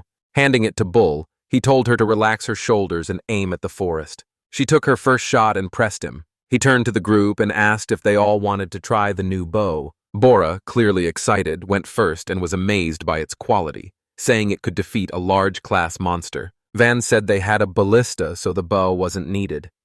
Bora's eyes lit up at the chance to see one. Van feared she might cause trouble. He had planned to appoint an experienced captain, but now doubted Bora was the right fit. To be safe, he left the team with Kamen, confident Kamen would handle them. With that settled, he began researching crossbows with them. As he worked and then chatted away, while trying to simplify it for users, Alti watched him mutter to himself. He remarked that he seemed to be enjoying it. Van agreed. The mechanics and politics were tough, but this was a blast. He admired the inventor of the crossbow. It got stuck, so he thought it needed something elastic. The stick wouldn't budge. He checked whether metal parts would help. Surprised, Alti mumbled to herself about Van making the stakes, but he overheard and she flushed, apologizing. Van laughed it off and admitted he'd messed up a lot. Magic was his only pride, but Alti disagreed, praising his swordsmanship and studies as great talents while admitting she had none and felt jealous. He then offered to introduce her to a demonic executive and captain for training to match him, which made her giggle for some reason. He asked, curious about the magic she used. A casual question made her tremble nervously. She was told as well, assuring her the van would not push and that she could skip it if it was too hard. Alti insisted on answering and revealed she could use puppetry magic. That power was feared alongside Kin's thievery and brainwashing magic, and after a past incident it was used to brand people as cowardly sinners. Most assumed the assassins were puppets and suspected puppetry mages, even with detection magic present. She then understood her hesitation compared to his useless magic. He asked what she could do with it. Van was eager to see if she would be okay sharing it, since hiding it forever would be hard. Alti panicked and called it dangerous, but Van wanted to support her and hoped she would take pride in it. Pulling out a doll she'd kept hidden, she hesitated to show him. Using her power, the doll stood. Van asked if it could move. She agreed, and it began to dance. Van was stunned by its precise human-like steps and lack of wasted motion. When it was over, he praised her remarkable potential. Till agreed, and everyone, struck by the magic, asked if Alti danced too, and Alti admitted she could but excelled at puppeteering and shocking Vans. It meant she could control the doll better than her own body, an astonishing skill to still direct movements perfectly. Alti's magic could clearly be turned to harm, but her demeanor made it clear that no one had shown her its positive potential. Till came up with a bright idea to make cute dolls for Alti to animate at festivals, delighting the villagers. Alti said she could move dolls that were her size. She never tried any bigger ones, though. Eager to test it, they had Van craft a unique doll for her, and Till asked why it held a sword and shield while wearing a dress. Van Grand explained that although it danced well in a dress, he added weapons for emergencies. The doll and its gear were made of mithril, sturdy and reliable enough for the doll to carry, unlike ordinary wooden or leather shields. He chuckled. He noted he'd need more mithril for future dolls. As he finished, Alti giggled for the first time, startling them. Van thought the shield caused it and offered to remove it, but it wasn't the cause. Till suggested swapping it for an umbrella. Alti nodded, but he quickly backtracked, saying she didn't have to agree. Van and Alti locked eyes and laughed together, her first genuine, heartfelt laugh. After that warm moment testing the doll, Alti's control was stunning. Every small movement was flawless. Dan turned to praise her. He watched her gasp, clutch her chest, and stagger. He caught her and asked if she was okay. Wheezing, she said she'd used too much mana and needed more than usual for the mithril doll. They caused the man a shortage and laid her down with water. Van, unfamiliar with mana limits, hadn't expected this. Suspecting the mithril was to blame, he vowed to cut its mana drain. The week actually felt uplifted thanks to Van and Till. After years of feeling worthless, she decided to find her purpose. Then they smiled, relieved. He asked her to study her magic with him, convinced they could unlock its power. Alti's joyful face said everything. No need to smile. Later, they switched to wooden block dolls and showed them to the villagers, then asked whether she was ready to move them. She agreed, saying they felt like paper compared to mithril. Wooden dolls barely taxed her, and Van thought metal might hinder mana flow.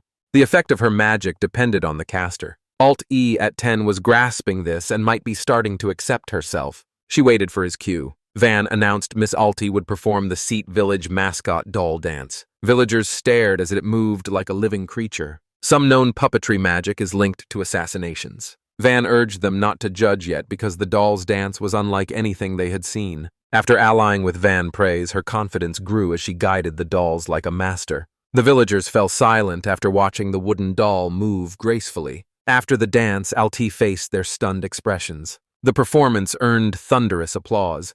Audience members raved about the stunning moves, calling it the most beautiful dance they'd ever seen, and children begged for an encore. Their calm response to her magic made her see Van's brilliance. Once she feared her power was dark and wicked. Now, basking in praise, tears well up. Sobbing, she ran to Van and hugged him. His words gave her hope she could love her magic. She rubbed her back and suggested she perform at dinner, too. I promise I will be joyful from now on. He made it his personal goal to make Alti laugh more, planning to build her a stage and request her favorite dresses for the dolls to wear just to see her smile.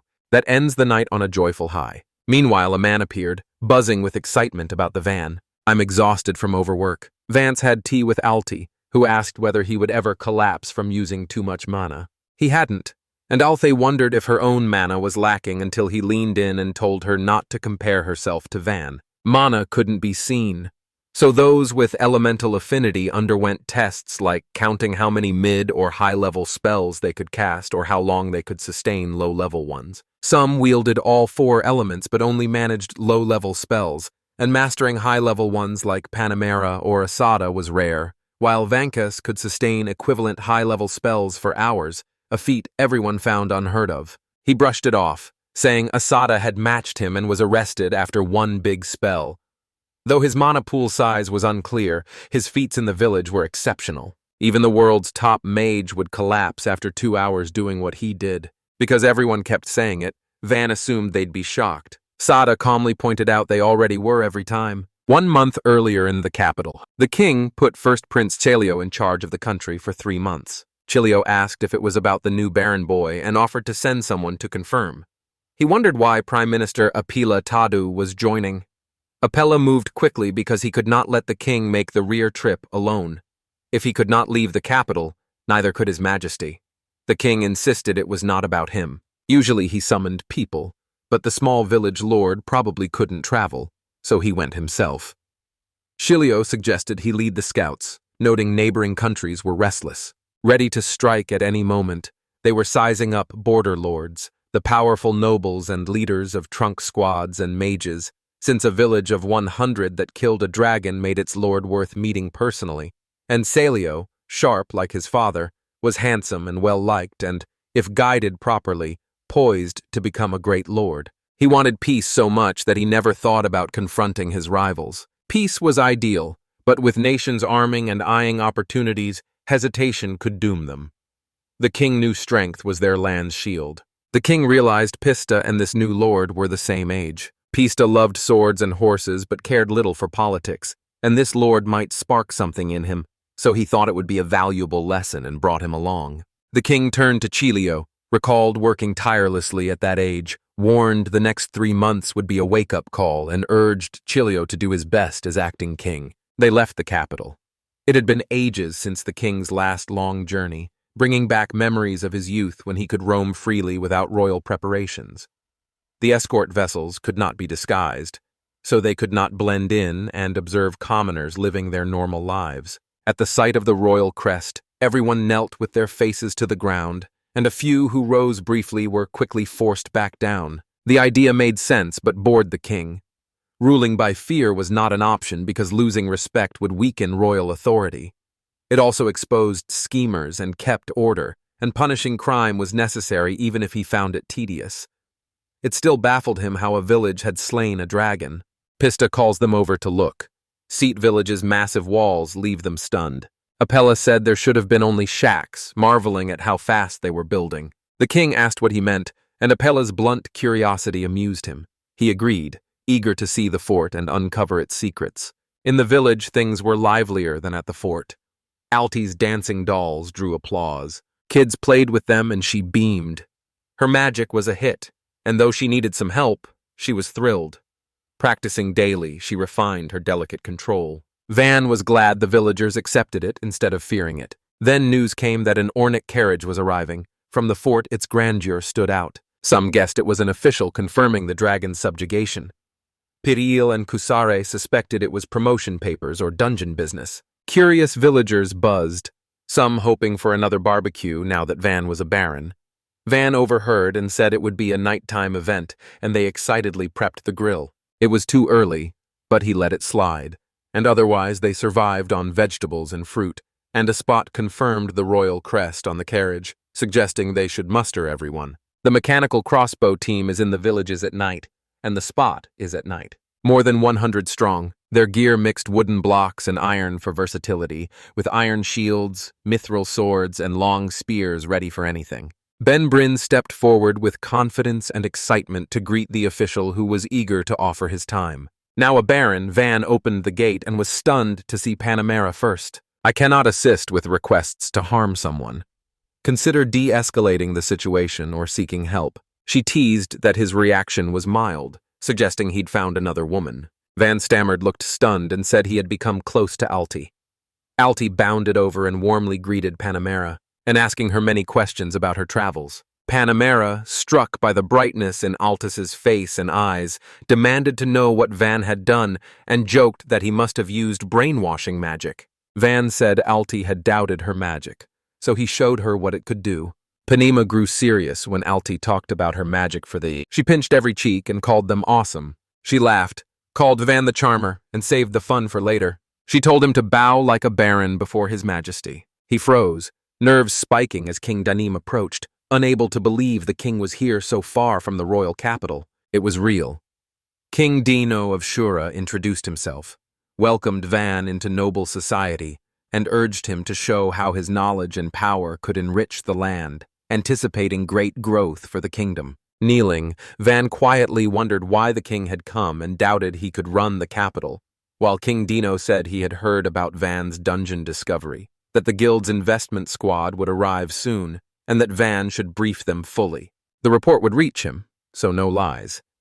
He praised Van's subjugation of the forest dragon at the auctions. He said a knight should have come instead, but the odd reports required his personal visit, so he questioned Van thoroughly, and asked whether he objected. Van lifted his head, promising to answer honestly, but asked the king for a promise. Taken aback by the objection and Van's measured reply, the king listened. Van said he would tell everything but warned it might sound unbelievable, so he asked the king to promise to try to believe him. Apella snickered as the king, taken aback, expressed his astonishment. He agreed to try to believe Van's story.